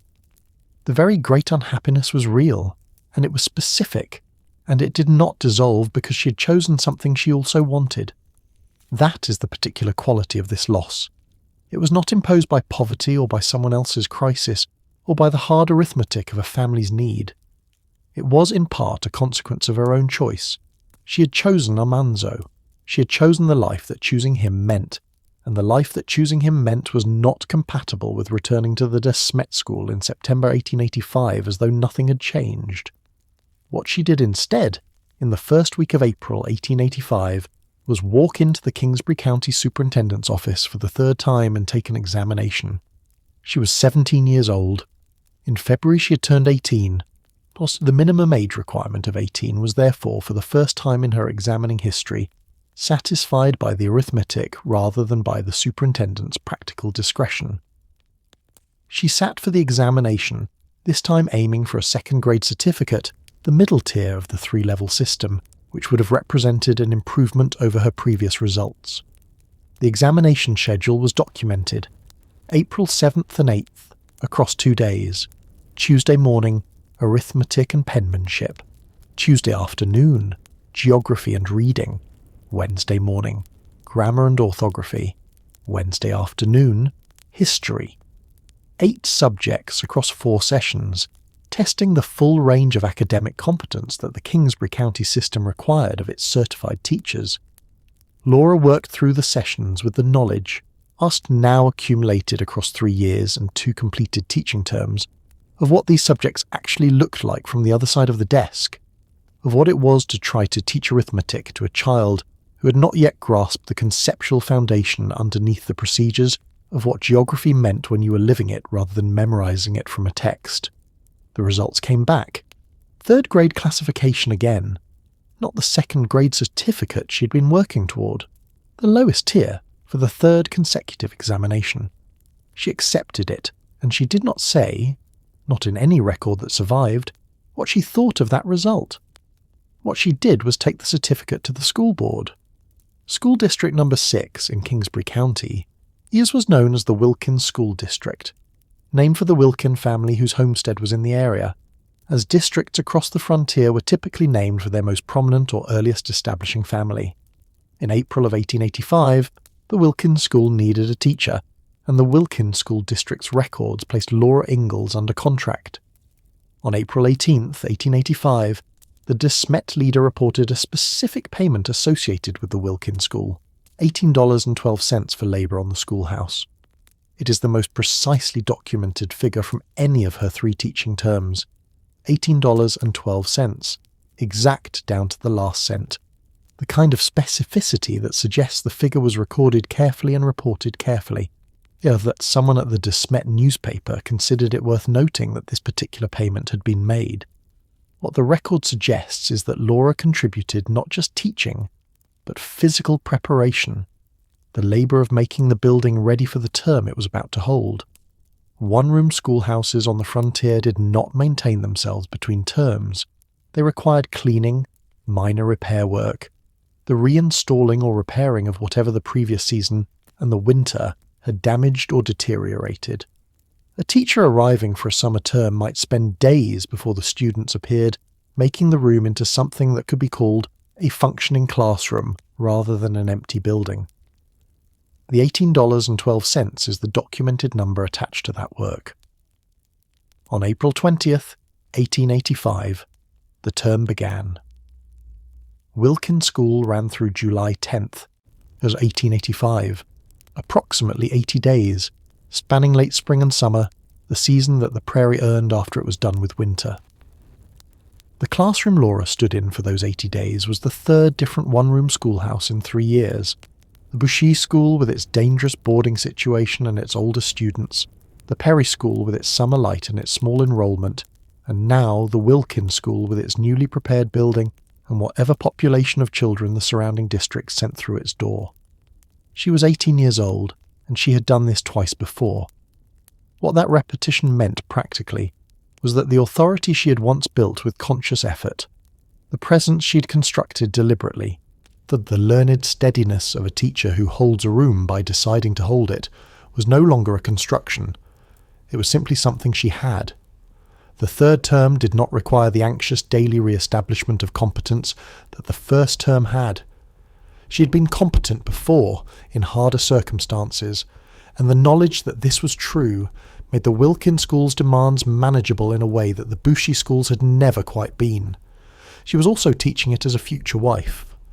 That particular duality, student-teacher on one hand, engaged woman on the other, is worth sitting with for a moment, because it captures something specific about the position Laura occupied in the spring and summer of 1885 that does not have a clean modern equivalent. She was a teacher under contract, responsible for the schoolhouse and the children in it and the term she had agreed to complete. She was also a woman who had accepted a proposal of marriage from a farmer who had been driving 24 miles round trip through Dakota winters for 2.5 years with a patience that was its own form of declaration. The social architecture of the frontier did not allow these two statuses to coexist for long. Teaching was understood, in practice, and in the culture of frontier school districts, as the occupation of an unmarried woman. Marriage ended teaching careers, not always through formal rule, though district policies often formalised what social expectation had already established, but through the simple logic that a married woman's labour belonged to her household. The moment Laura Ingalls became Laura Wilder, in August, the certificate in her pocket would become irrelevant. No board would contract a married teacher. No parent would expect one to appear. The job and the life it supported were designed to end at the wedding. She knew this when she accepted the contract. She knew it when she prepared the Wilkin schoolhouse for April 20th. She knew it when she stood at the front of the room on the first morning and introduced herself to the children who would be her last class. She completed the term anyway. This is not a particularly dramatic fact. Teachers completed contracts every season. The ordinary commitment of professional responsibility is not a thing that requires special explanation, but context makes the ordinary specific. Laura Ingalls stood in front of the Wilkin school classroom for 80 days, knowing they were the last 80 days. Knowing that at the end of the summer, the certificate and the classroom and the authority of the teacher's desk would all belong to someone else. She'd first stood at a front-of-the-room desk at 15, in December of 1882, in a building 12 miles from anyone who knew her name. She would stand at this one until July 10th, and then she would not stand at one again. She completed it without, as far as any record shows, complaint or ceremony or any particular marking of the fact that something was ending. In Vinton, Iowa, in the summer of 1885, Mary Ingalls was 4 years into the 7-year program at the Iowa College for the Blind. She was 20 years old, and she'd arrived at the particular competence that comes from years of serious work inside a rigorous curriculum, the kind of competence that is no longer about learning whether she could do the thing, and is simply about doing the thing at the level it required. Her music, by this point, had moved well beyond the learning stage. The piano and organ instruction that the Iowa College provided had built in Mary something that required neither sight nor supervision to deploy, a physical knowledge of the instrument, a memory that worked in its fingers as much as in its mind, a capability that was entirely and completely her own. No one could take it from her the way that other capabilities could be taken. No hardship could alter the fact that her hands knew what they knew. Her fingers also knew New York Point. She had been reading with them for 4 years, running her fingertips across embossed paper, pulling language out of patterns of raised dots, the way a sighted reader pulls it from the shape of printed letters, with the easy fluency of a person for whom the method has long since stopped being a method and become simply how reading works. She was reading history, she was reading literature, she was doing arithmetic on paper her hands could follow. She was, by every measure the Iowa College for the Blind applied to its students, doing well. The territorial government was still paying its $216 a year. The institution was still providing the tuition and room and board that the Dakota Territory's contract required it to provide. The arrangement that Vischer Barnes had initiated in his letter to George Hand in the summer of 1881, that a young and intelligent lady ought to be provided for, was holding, and the family was still providing the rest of what Mary needed. The travel, twice a year in both directions across 400 miles of railroad, the clothing, the personal items, the small supplemental costs that separated a student who was merely present at an institution from one who was fully participating in it. Laura's teaching terms had contributed to that portion. The 3 terms across 2.5 years had put money into the household that was part of the larger economic system that kept Mary in Vinton rather than at home. That contribution was real. It was not the whole story. The territory was the whole story's backbone. But it was a genuine piece of a genuine whole. Laura knew this. 3 years of standing at schoolroom fronts, and this is what they had added up to toward. Mary, 20 years old, playing piano and reading with her hands, 3 years still ahead of her in a program that was preparing her for a life with more shape and more independence than the culture of 1880s Dakota Territory thought a blind woman could have. That was worth the bushy school nights. That was worth the cold, and the knife in the lamplight, and the 12 miles on 24-mile Fridays. That was what the money bought. July 10th, 1885. The Wilkin school term ended. Laura Ingalls walked out of the schoolhouse that she had prepared in April, just past the children she had taught for 80 days, and she did not go back. The total economic accounting of her 3 teaching terms, approximately 2 months at roughly $20 per month for the first term, 2 months at $25 per month for the Prairie school, and the documented $18.12 for the Wilkin school's preparatory labour, plus whatever the teaching salary for the remaining weeks amounted to, comes out, by the outline's rough reckoning, to somewhere between $165 and $180 across 2.5 years. $165 to $180. Over 20 months of intermittent teaching spread across 3 schools and 3 different seasons. It was modest by any measure except the measure of what it represented. A teenage girl's willingness to do work she had not asked for and did not always love, in circumstances that ranged from professionally demanding to genuinely frightening, because the arithmetic of her family's situation had no other clean solution, and she was the person in the family best positioned to provide one. She had done it.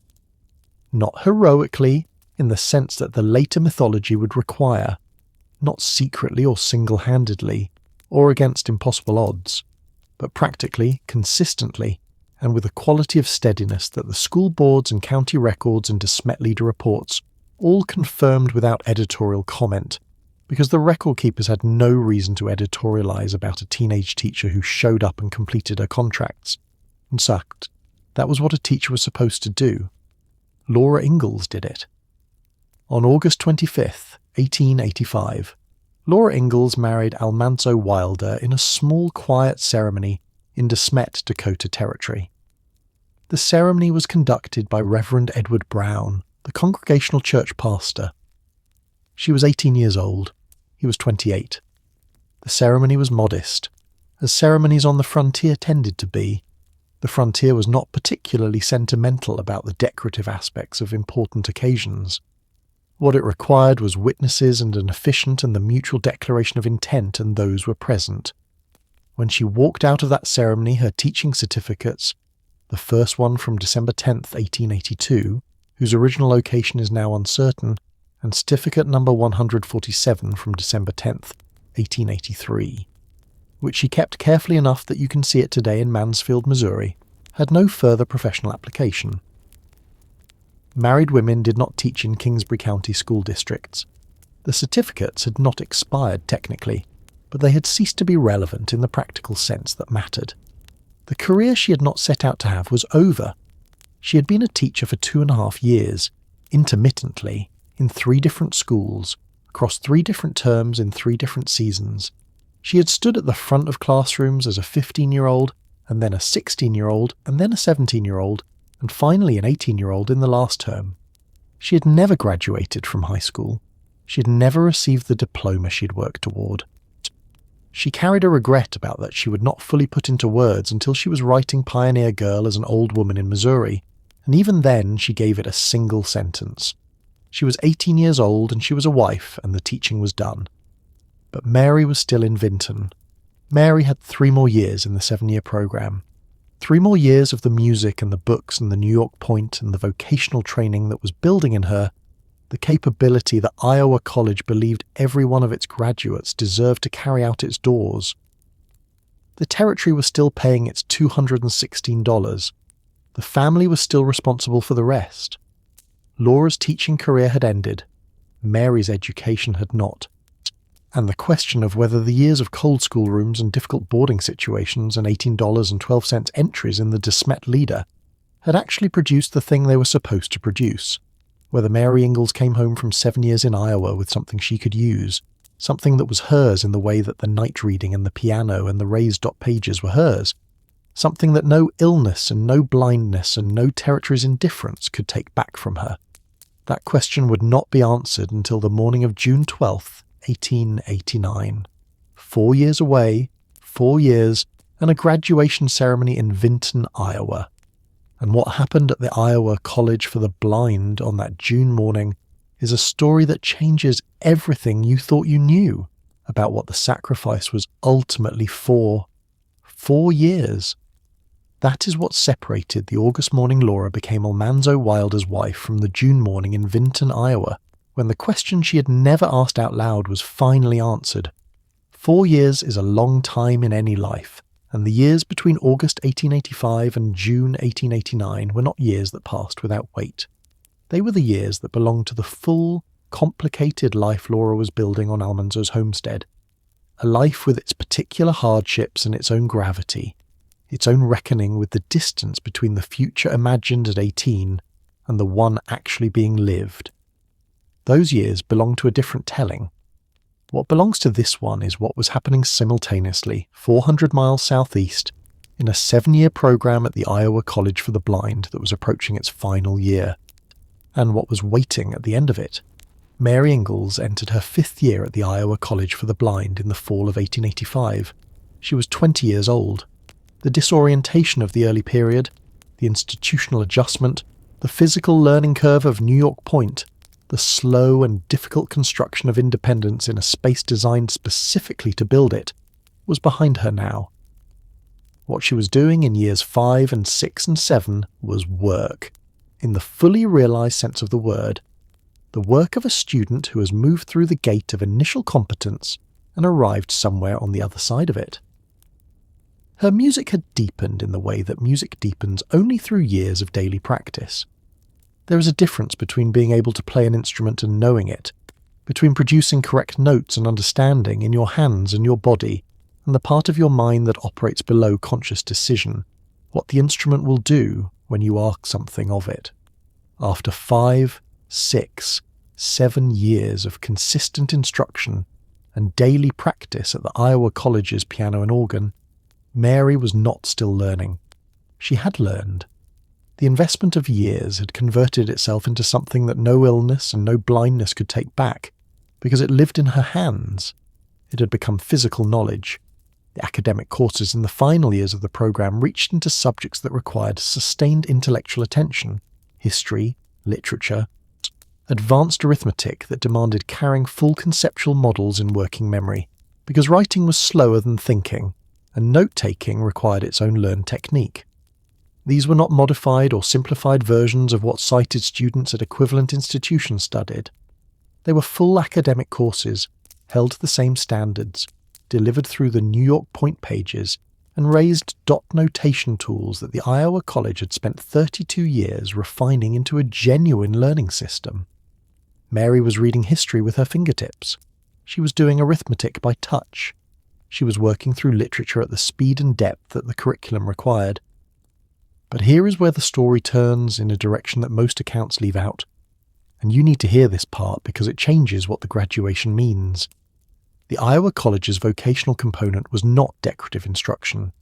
Fly net making, the production of woven mesh protective covers for horses, designed to keep flies and insects away from working animals in an era when horses were the primary means of transportation, and their health directly affected agricultural productivity, was a trade. Customers existed. A price existed. A person who could produce fly nets efficiently and consistently had an income, independent of supervision, independent of a sighted intermediary, independent of anyone's permission or charity. The Iowa College was not teaching Mary a charitable hobby. It was teaching her a marketable skill. In 1880s, America, with no federal disability protections and no legal requirement for any employer to consider her application, the distinction between a charitable hobby and a marketable skill was the distinction between full dependency and partial economic agency, between existing entirely within someone else's economy and contributing to it with your own hands. The institution knew exactly what its graduates were walking back into.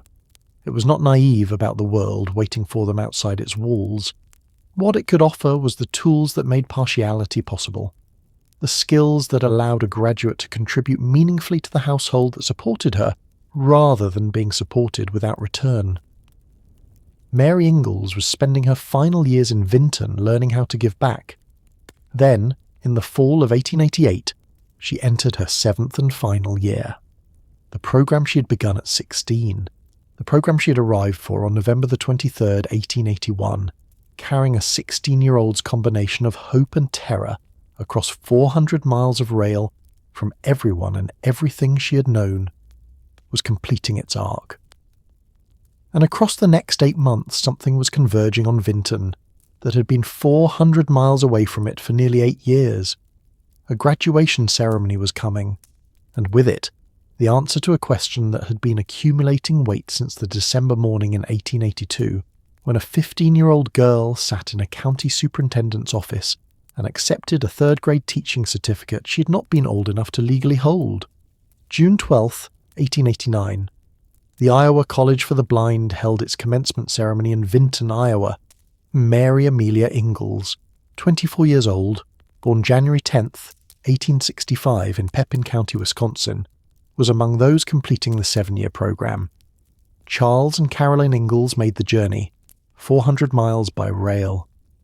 The journey that had been made in both directions twice a year for 7 years, the autumn departures that took Mary back to Vinton, the summer returns that brought her home for the short warm months, was made one final time, and Charles and Caroline Ingalls sat in the audience at the Iowa College's commencement and watched their eldest daughter stand on the other side of 7 years of work. Commencement at the Iowa College was a documented community event, the kind of institutional occasion that a 36-year-old school embedded in a small Iowa town had developed into a formal public ceremony. No graduates performed, music was played, academic achievement was acknowledged before an audience that included families who had travelled to witness it, and a community that had watched the institution develop over 3.5 decades of Vinton history. The ceremony had weight.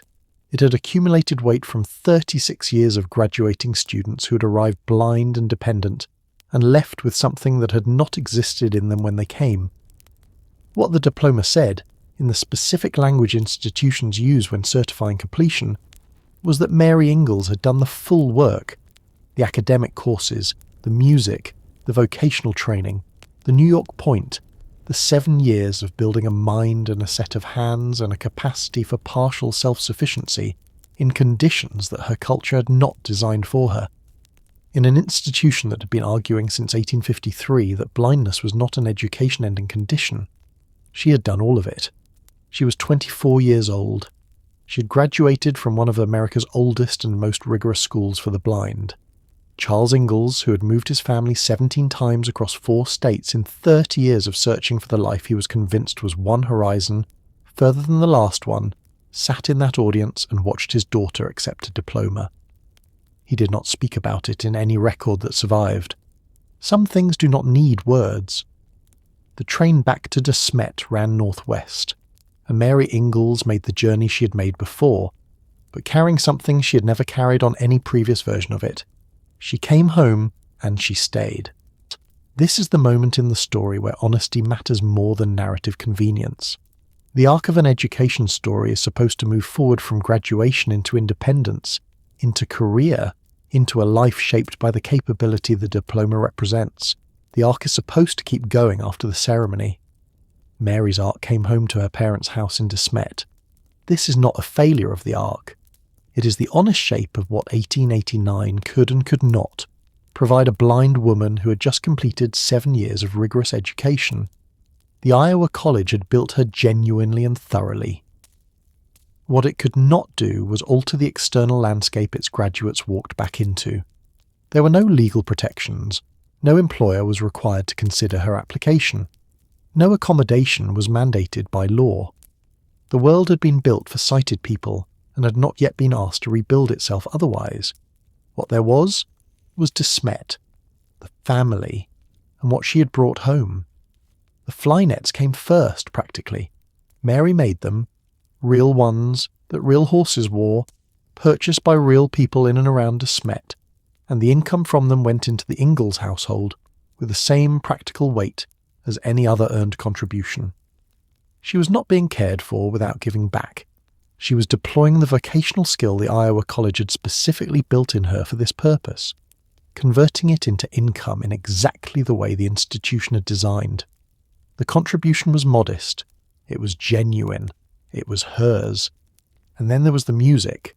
Just as a woman who has spent 7 years under serious instruction, who has practiced piano and organ daily for 7 years, who has accumulated in her hands the physical knowledge of thousands of hours, is not in a small frontier town on the Dakota Prairie a curiosity. She is a musician.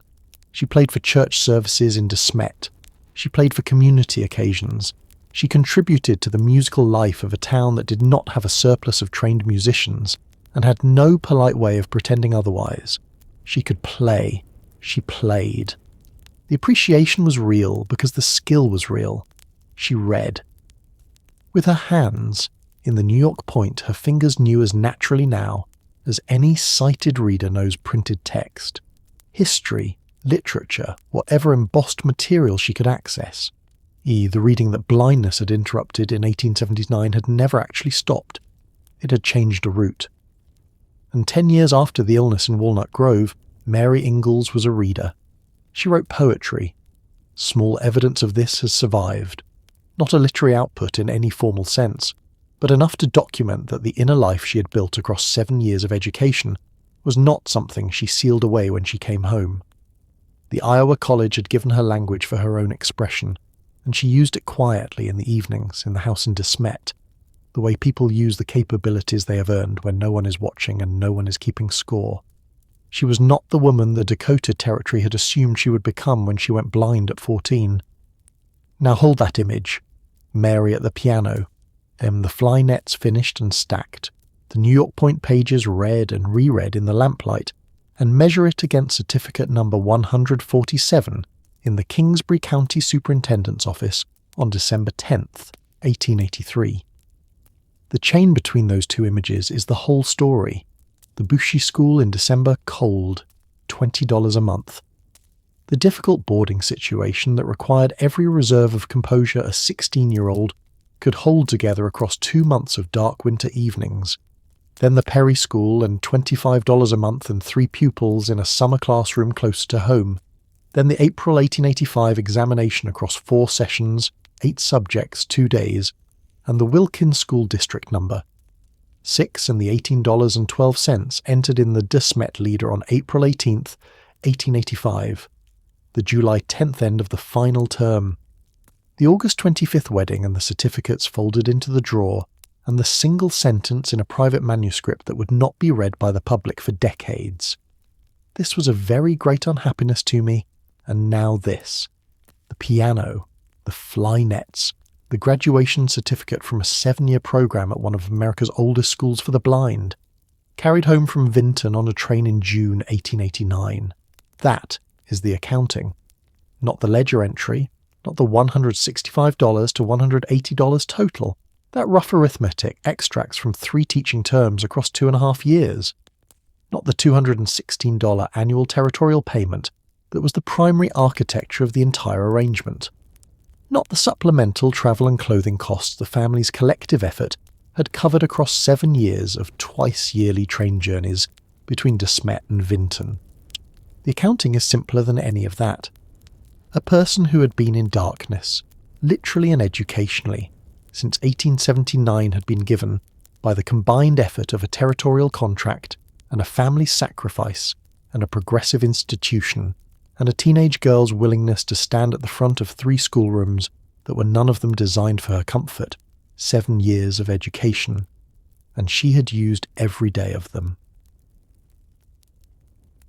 But here is the piece of the accounting that stays unresolved, and it does not resolve tidily, because real things rarely do. Laura Ingalls never graduated from high school. She wrote that this was a very great unhappiness. She wrote it once in a private manuscript in a single sentence, and then she did not return to it. The person who worked for 2.5 years toward a graduation ceremony did not receive one. The person whose education that work helped support did. There is no moral in this. There is no lesson about the symmetry of sacrifice and reward, because the symmetry is not there.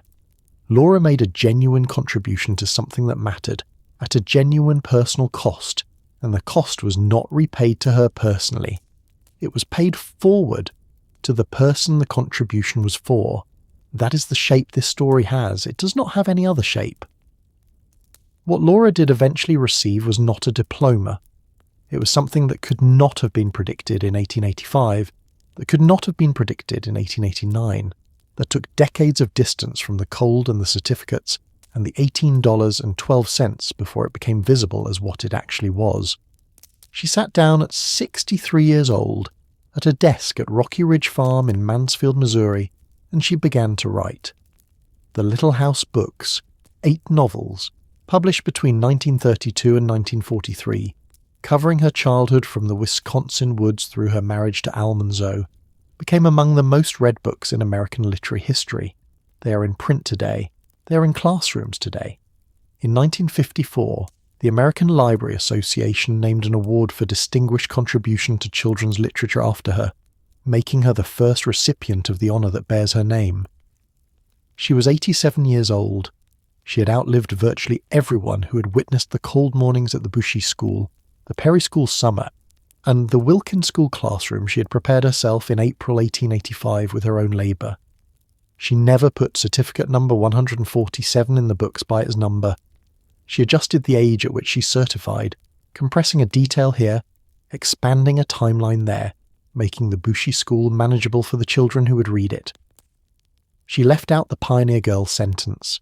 She gave her readers the version they could carry, the version that felt warm and earned and survivable, the version that a Depression-era America and a post-war America and every generation since then has needed, in the particular way that people need to believe that ordinary families can endure ordinary catastrophe and come out the other side with something intact. She kept the real version underneath the books. And the real version, the certificates and the cold and the $18.12 and the very great unhappiness and the sister who graduated and came home and played music in Smet until 1928, is what you have been sitting with for the past 5 chapters.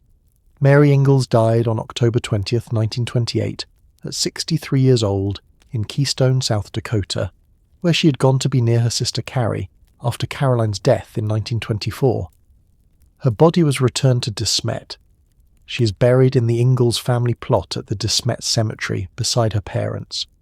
She never married. She made fly nets. She played music. She read with her hands. She wrote poetry. She lived. In the constrained way that 1889 and 1890 and every decade after imposed on a blind woman whose education had been decades ahead of the laws that should have protected her access to a fuller life. The Education for All Handicapped Children Act was passed in 1975, 86 years after Mary walked off the stage in Vinton. The Americans with Disabilities Act followed in 1990. The legal framework that would have guaranteed Mary the right to education and the accommodations that would have given her access to a career worthy of what the Iowa College built in her did not exist until a full century after her graduation. She was 100 years ahead of the law, and the girl who taught school at 15 to help make her education possible, who never received a diploma of her own, who earned a total of $165 to $180 across 2.5 years in 3 schoolrooms, and handed the money into a family economy that needed it, and used it. That girl wrote books that put both of their stories on a shelf in every library in America. Laura gave readers Pa's Fiddle and The Long Winter and The Silver Lake. She gave them the version of the frontier that people needed to believe in. And she kept this version, the certificates, the very great unhappiness, the sister who graduated, the accounting that never quite balanced and mattered completely anyway, for us. We asked. And this has been the answer. Before we go, there is one thing left that the previous 5 chapters did not touch. It is about a building in Vinton, Iowa, and what happened to it. The Iowa College for the Blind was 36 years old when Mary Ingalls graduated from it in June of 1889. It had been educating blind students since 1853, 16 years before Laura was born, in a town in central Iowa that had organized its entire civic identity around the presence of the institution on its edge. The school was not incidental to Vinton. It was part of what Vinton was. 7 years after Mary's graduating class, enrollment at the Iowa College reached its institutional peak. 208 students. Blind children from across the Midwest, from Dakota Territory, and Iowa and Illinois and every place with a territorial or state contract that connected a blind child's family to the school. Learning New York Point and music and vocational skills and the full academic curriculum that the institution had been delivering since before the Civil War. The building where Mary had eaten and slept and learned for 7 years was full. The institution was succeeding at exactly what it had been built to do. It continued, through the period of progressive education reform in the early 20th century, through the expansion of public accommodation law, through the gradual institutional shift toward mainstreaming, the philosophy that blind and visually impaired students benefited more from integration into general education classrooms than from specialized residential programs, that the world they would inhabit was a sighted world, and the best preparation for it was practice inside it rather than protection from it. The Iowa College changed its name across the decades. First the Iowa Braille and Sight Saving School, then the Iowa Educational Services for the Blind and Visually Impaired. The mission remained the same, the enrollment declined.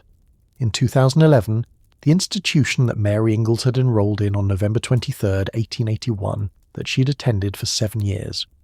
That had taught her hands to read, and her hands to make things and her hands to play organ, graduated its last residential class. 9 students, from 208 at peak to 9 at close. The campus in Vinton, Iowa, the building standing on the same ground where Mary Ingalls learned to decode the raised dots of New York Point with her fingertips, was sold in 2020 for $1.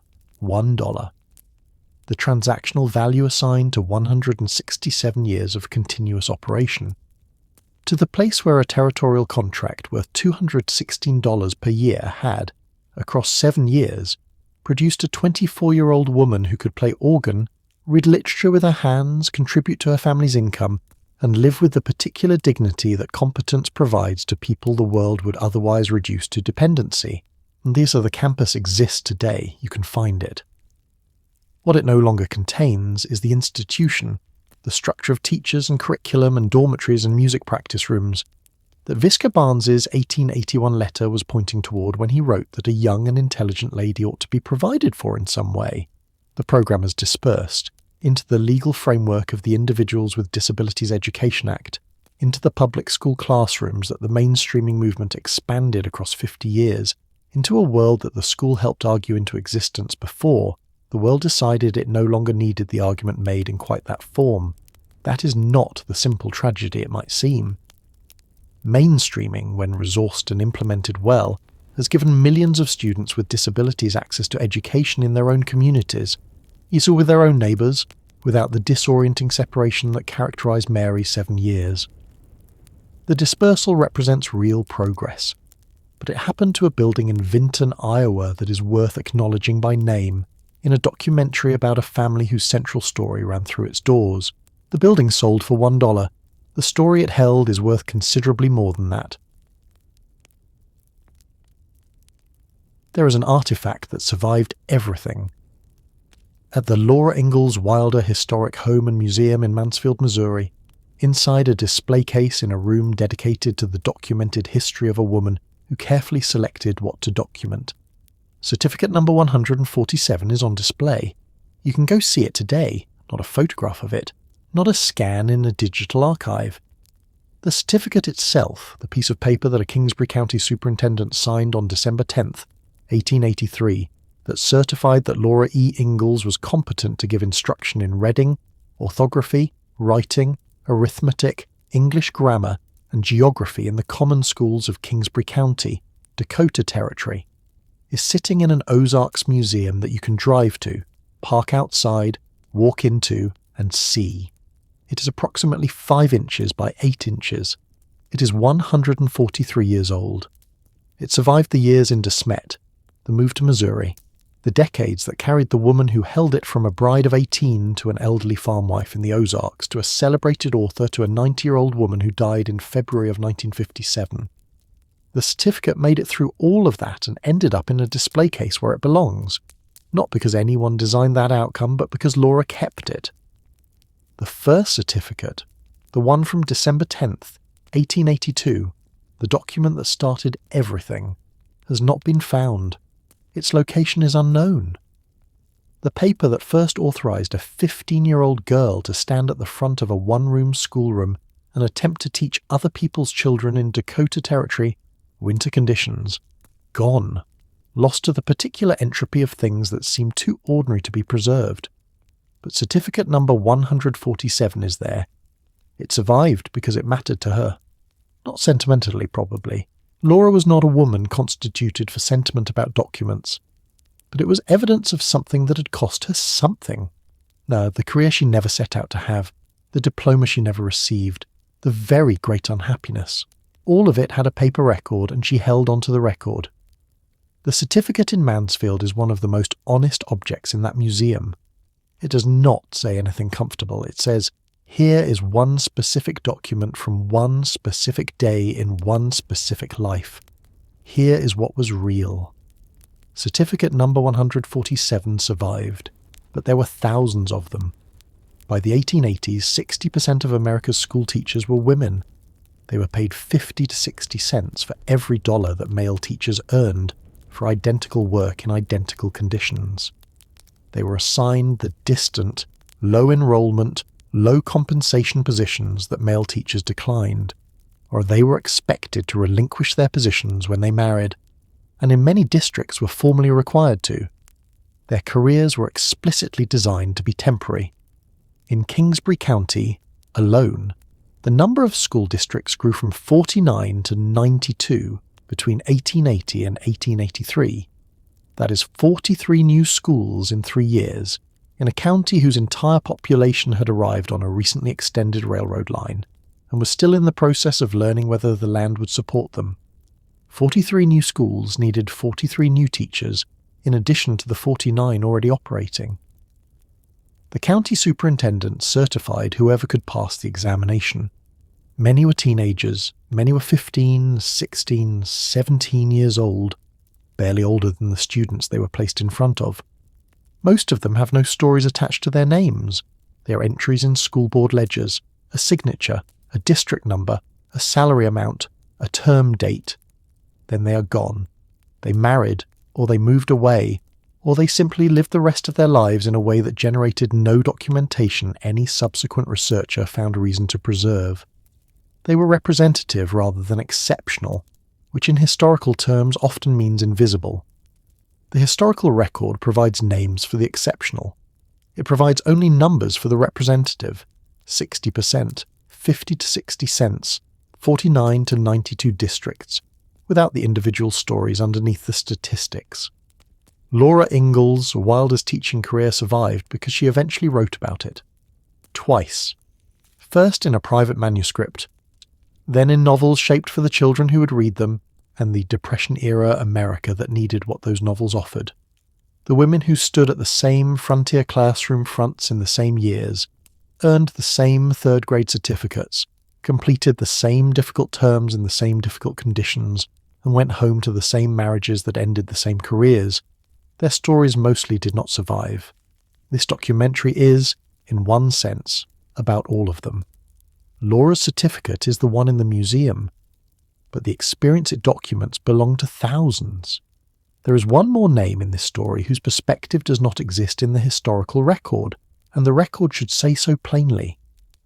Sophia Bouchy, the woman Laura renamed Mrs. Brewster in the published books, whose difficult boarding situation made the first teaching term at the Bouchy School one of the hardest periods of a hard season, has no account of her own. Only Laura's version places her in the narrative, and it is necessarily partial. A young woman's memory of a frightening boarding experience, written and rewritten across decades, shaped by the requirements of a story whose subject was never Sophia. What the historical record does confirm is that Sophia Bouchy was a newlywed. Louis Bouchy had married her on December 25, 1882, days before a teenage teacher appeared in her home to board for the winter. She was a new wife in a homesteader's shanty in a Dakota Territory December, and then her household was allocated a boarder.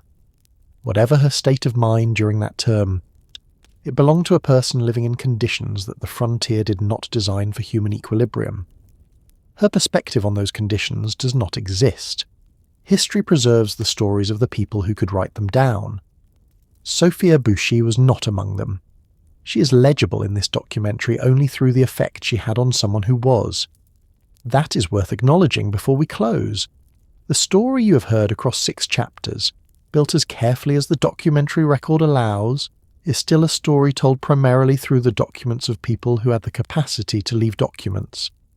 The people in the background, the newly married wife in the shanty, the students who were taught by an uncertain 16-year-old in a December classroom, the hundreds of other teenage teachers who completed their terms and disappeared back into undocumented lives, are present in the accounting even when they cannot speak for themselves. The structural problem at the heart of this story has not been solved. Rural teacher shortages in the United States are not a historical artifact. The National Education Association and education policy researchers have documented persistent vacancy rates in rural districts across the country. Schools in low-income, low-density areas that cannot recruit credentialed teachers, that fill positions with people who are doing what the situation requires with the preparation they have. The specifics are different. The structural logic is the same. Rapid growth or persistent isolation creates educational demand that the available supply of fully trained teachers cannot meet, and the gap gets filled by whoever is willing to fill it. Families navigating disability education in under-resourced environments, rural communities without specialised services, districts without the staff or infrastructure that wealthier communities take for granted, still operate with a version of the patchwork that defined Mary Ingalls' access to the Iowa College. Some public provision, significant private sacrifice, and the advocacy of whoever in the family or community has the knowledge and position to navigate the available systems. The laws are incomparably better than 1881. The gap between what the laws promise and what the ground-level reality delivers remains a documented, ongoing condition. What the Ingalls family had in 1881 that most blind families did not was a single specific advantage: an attorney in De Smet who knew how to write a letter to a territorial secretary. Visha Barnes's advocacy, a young and intelligent lady ought to be provided for, was the key that opened the Iowa College's door. Without it, Mary's education does not happen. The Dakota Territory's contract exists, the institution exists, but they do not connect without a person who knows how to make the connection, in the right position, at the right moment. Yet that dependency on knowing the right person at the right moment to navigate a system that does not make itself navigable by default is still the shape of many people's lives. The records that built this documentary would fit in a single filing cabinet: county superintendent ledgers, school board minutes, 2 editions of the Smet Leader, territorial government contracts, 1 letter from an attorney to a territorial secretary, preserved for 145 years in a presidential library in Iowa, enrollment records from a school in Vinton, a marriage certificate number 147, in a display case in Mansfield, Missouri, 5 inches by 8 inches, signed on December 10, 1883, kept by the woman it belonged to for the 74 remaining years of her life. These are the materials of an ordinary story, not ordinary in the sense of small. It has not been small, but ordinary in the sense that it was never meant for documentation. No one took particular care to preserve the Smet Leader's April 18, 1885 edition so that this documentary could cite it. No one filed the Visha Barnes letter with archival intent. The record survived the way ordinary records survive, through institutional habit, a family's instinct to keep things that cost them something, the particular permanence of paper in the right drawer. Because they survived, the story survived. A 15-year-old girl in a county superintendent's office in December of 1882. a $216 per year territorial contract, an attorney's letter, 8 subjects across 4 examination sessions, 80 days in the Wilkin school district, or a diploma never received, and a sister who stood on a stage in Vinton, Iowa and received one instead. A school that ran for 167 years and sold its campus for $1. A certificate in a display case in Missouri that you can drive to tomorrow and see with your own eyes. That is what history looks like before it is made into mythology. That is what it looks like when the records are all you have and the records are enough. Everything you have spent 6 chapters inside of happened inside a community. Not on an isolated homestead in the middle of nowhere. Not in a story that existed between the covers of a book. But in a real town in Kingsbury County, Dakota Territory, with real neighbours and real social dynamics and real people who saw the same events from perspectives the historical record was never quite careful enough to preserve. Smet, Dakota Territory, was platted in 1880. It was named after a Belgian Jesuit missionary, Father Peter de Smet, who had spent decades among the Lakota people of the Northern Plains, a naming choice that was, like most things about the rapid town building of the Dakota boom years, made quickly and without particular deliberation. By the time Laura Ingalls received her first teaching certificate in December of 1882, de Smet had a post office, a lumber yard, several general stores, a newspaper, the Smet Leader, which you have encountered in this documentary's footnotes many times over, 2 churches, a school, and approximately 400 residents arriving faster than the infrastructure built to receive them. Those 400 people were not extras in a story about one family. They were the story's entire structural context. The county superintendent who signed certificate number 147 was a de Smet resident named George Williams. The attorney whose letter opened the Iowa College's doors for Mary Ingalls, Visja Barnes, had a law practice in de Smet, a house in de Smet, neighbours in de Smet who knew his name and his reputation. The de Smet Leader editor who printed the school board notice on April 19, 1884, authorising Laura's Prairie school contract for $25 a month, was a de Smet resident operating a de Smet newspaper for a de Smet readership. These were not settings, they were people. And what eventually happened to those people, inside the books and then inside the television show, is the final piece of this documentary. What Laura did with the people. She knew the Bouchy family, Louis and Sophia Bouchy, whose homestead 12 miles southeast of de Smet was the setting for Laura's first teaching term in the winter of 1882, do not appear in the Little House books under their own names. You already know this from Chapter 2. In the published books, they became the Brewsters.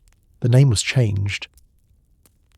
Laura told her own account of that winter, the cold, the isolation, the difficult boarding, and substituted one name for another, shielding the living people she was writing about from the consequences of being publicly characterised in an unflattering memoir. This was standard practice for a memoirist turned novelist. It was also the beginning of a pattern, because the Bouchy to Brewster substitution was actually the most straightforward thing Laura Ingalls Wilder did with the real people of de Smet. It was a clean, one-to-one exchange, a real name replaced by a different name, the family structure otherwise intact. What she did with some of the other real people she had known was architecturally far more complex, and the most documented example of that complexity is a girl named Nellie. 3 real girls, 1 name. Nellie Olson is the antagonist of Laura's de Smet years as written. She is the shopkeeper's daughter, vain, socially pretentious, specifically and repeatedly unkind to Laura in the particular way of a girl who has identified someone's vulnerability and decided to exploit it. She appears across multiple scenes as a coherent, consistent character. 1 girl, 1 name, 1 continuous personality deployed as necessary narrative friction. In the historical record, Nellie Olson was built from at least 2, and very likely 3, separate real people. Nellie Owens was a real de Smet girl. Genevieve Masters was a real de Smet girl. Researchers at the Pioneer Girl Project, including Nancy Cleveland, have traced both of them through Kingsbury County's school and family records with the kind of archival precision that gives real names back to people whose identities the books deliberately blurred. A 3rd girl, from Laura's earlier period in Minnesota also contributed specific remembered details to the composite. Laura took these separate individuals, each with her own family and her own life trajectory, and her own reasons for whatever dynamic existed between herself and a girl named Laura Ingalls at various points across childhood and adolescence, and built one character from their combined raw material. She took the social pretension of one, and the specific cruelty of another, and the competitive dynamic of a third, and she distributed the whole collection into a single invented girl with a single invented name, set in a single location, deployed across the narrative as a single recurring device. The result was Nellie Oleson, one of the most memorable antagonists in American children's literature, May, assembled entirely from real human beings who had not agreed to be her. This is not a condemnation of Laura's method. Compositing is standard technique in both memoir and literary fiction, and she was writing for children in the Depression era, not for 21st century archivists with access to county school rolls. But understanding the method is the key that unlocks a much larger question. Because if Laura did this with the real girls of De Smet, if she took 3 separate people and compressed them into one character, changed a family's name entirely, adjusted ages and timelines and the emotional temperature of real events, then what happened when someone else took Laura's already transformed De Smet and transformed it again? What did the television show do with those same real people? The second transformation. The television series Little House on the Prairie premiered on NBC in September of 1974 and ran for 9 seasons, completing its run in 1983. It was produced and largely directed by Michael Landon, who also starred as Charles Ingalls, and it reached an audience that dwarfed the book's already considerable readership. At its peak in the late 1970s, it was one of the most watched programs on American television. But the show was not a historical document. It took the material of Laura's books, already transformed, already compressed, already filtered through decades of narrative revision and the requirements of Depression-era children's publishing, and transformed it again. New characters were invented. Plot lines were created wholesale. The texture of De Smet life was entirely reconstructed according to the requirements of a 1970s primetime drama. Every informed adult viewer in 1974 understood they were watching a television production shaped around entertainment rather than archival fidelity. Most of what the show invented is harmless. Storylines that never happened, dramatic arcs that compressed or invented events, an emotionally heightened version of frontier community life that served the medium's needs without particular harm to anyone. But one specific transformation runs deeper than the rest: the Olsen family. In Laura's books, the Olsens hold a specific but limited role: the shopkeeper family, the social counterpoint to the homesteading Ingalls, the household that produced Nellie, who is herself, as we have just established, a composite drawn from multiple real people rather than a single family's portrait. The Olsens in the books are context. They are not dominant. In the television show, the Olsen family became the series' primary recurring antagonists. Nels Olsen ran the general store. His wife, Harriet Olsen, a character given only the barest presence in Laura's actual writing, was reborn as the show's central villain, present in nearly every episode across all 9 seasons. Catherine McGregor played Harriet Olsen across the entire run of the series, status-obsessed, petty, manipulative, architecturally incapable of acknowledging another person's dignity if it came at the cost of her own. She was the woman audiences loved to hate, the obstacle the Ingalls family perpetually navigated, the face of everything small-minded and mean-spirited that the show needed a small frontier town to contain. Her scenes were played for comedy and contempt simultaneously. Her character was designed to be disliked, and she was disliked, enthusiastically, reliably, for 9 consecutive seasons of American primetime television. 50 years later, Harriet Olsen is still one of the most recognizable antagonists in the history of American television drama. And here is where this documentary stops, because here is where something has been allowed to stand uncorrected for far too long. The real woman, Harriet Olsen, was not invented from nothing. De Smet's merchant community was a real community. Ease with real families running real businesses on real streets in a town that still exists today. De Smet, South Dakota. Its population of approximately 1,000 spread across the same flat Kingsbury County landscape, where the school districts grew from 49 to 92 between 1880 and 1883. The same land where George Williams signed a certificate, where Vischer Barnes wrote a letter, where the Smet Leader ran a school board notice on a Friday in April of 1884. Those merchant families left records. Not as many records as the Ingalls family, who had the documentation advantage of eventually producing one of America's most widely read authors. But the records exist, in church rolls, in community ledgers, in the civic and commercial archives of a small South Dakota town that has been in continuous existence since the railroad arrived in 1880.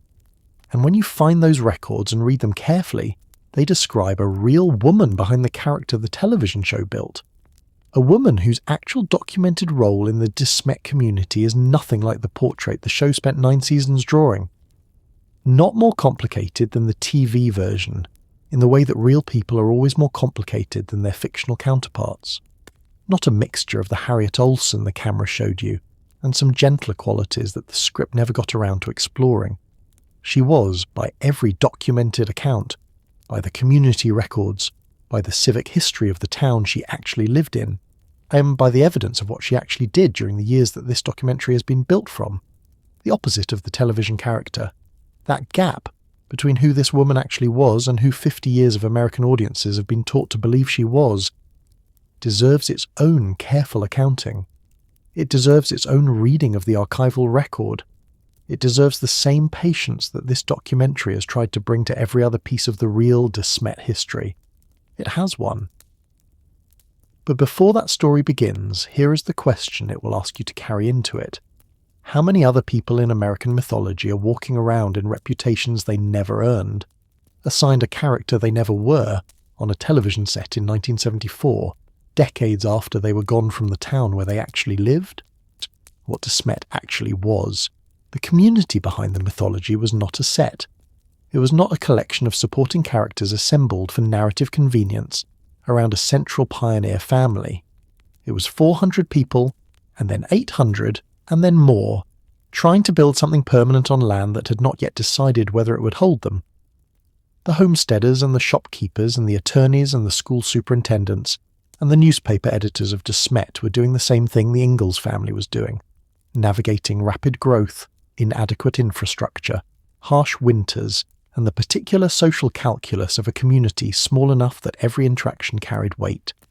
They relied on each other in the ways that frontier communities always relied on each other, for labour, for information about territorial policy, for the informal networks of mutual support that show up in the margins of county records, rather than in their main columns. Vischer Barnes wrote a letter because he was a neighbour. George Williams signed a certificate because the school districts needed teachers, and the law needed to bend. The De Smet Leader printed school board minutes because the community needed to know what its institutions were doing. These were not extraordinary acts. They were the ordinary functions of a community operating at the edge of institutional development, doing what communities do when the formal systems have not yet caught up to the human need. Laura watched all of it. She filed everything away with the particular attention of someone who had been watching and listening since childhood, measuring every room she entered, cataloguing what she saw. She eventually made some of it into books. The books made some of those people into characters. A television production company took those characters and made them into something even further from the source. And somewhere in that chain of transformation, from the real community of 1882 to the books of the 1930s to the television screen of 1974, the real people of De Smet became something that the real people of De Smet were not. They deserved to be found. The close and the door. This has been Laura Ingalls Wilder, pioneer girl teacher who helped support her blind sister's education. 7 chapters built from county superintendent records and school board minutes, and a letter in a presidential library and a teaching certificate in a museum display case, and 1 sentence about a very great unhappiness that a woman wrote in a private manuscript in 1930 and did not publish for more than 70 years. 7 chapters about what the documents actually say, when you set aside what the mythology says and go looking for the receipts. The document said a 15-year-old girl in a county superintendent's office was not saving her sister single-handedly.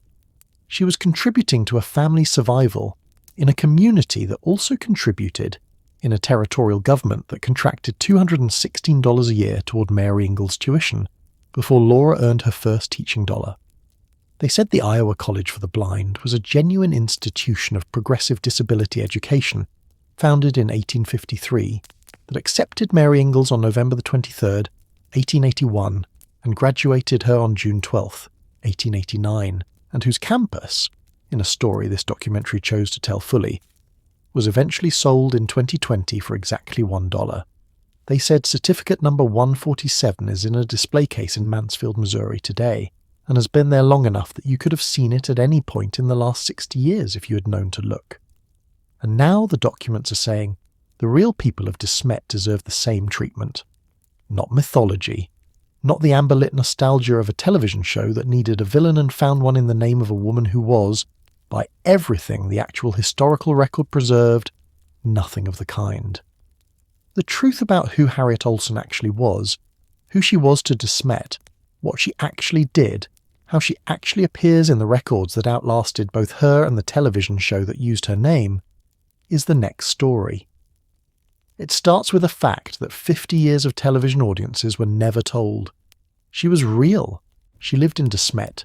She was a neighbour, a community member, a woman with a documented history in the same town where the Iowa College for the Blind contract was signed and certificate number 147 was issued, and the Smet Leader printed the news of an ordinary Friday's school board meeting in April of 1884. And the woman the records describe has nothing in common with the woman Catherine McGregor played for 9 seasons. Not one thing.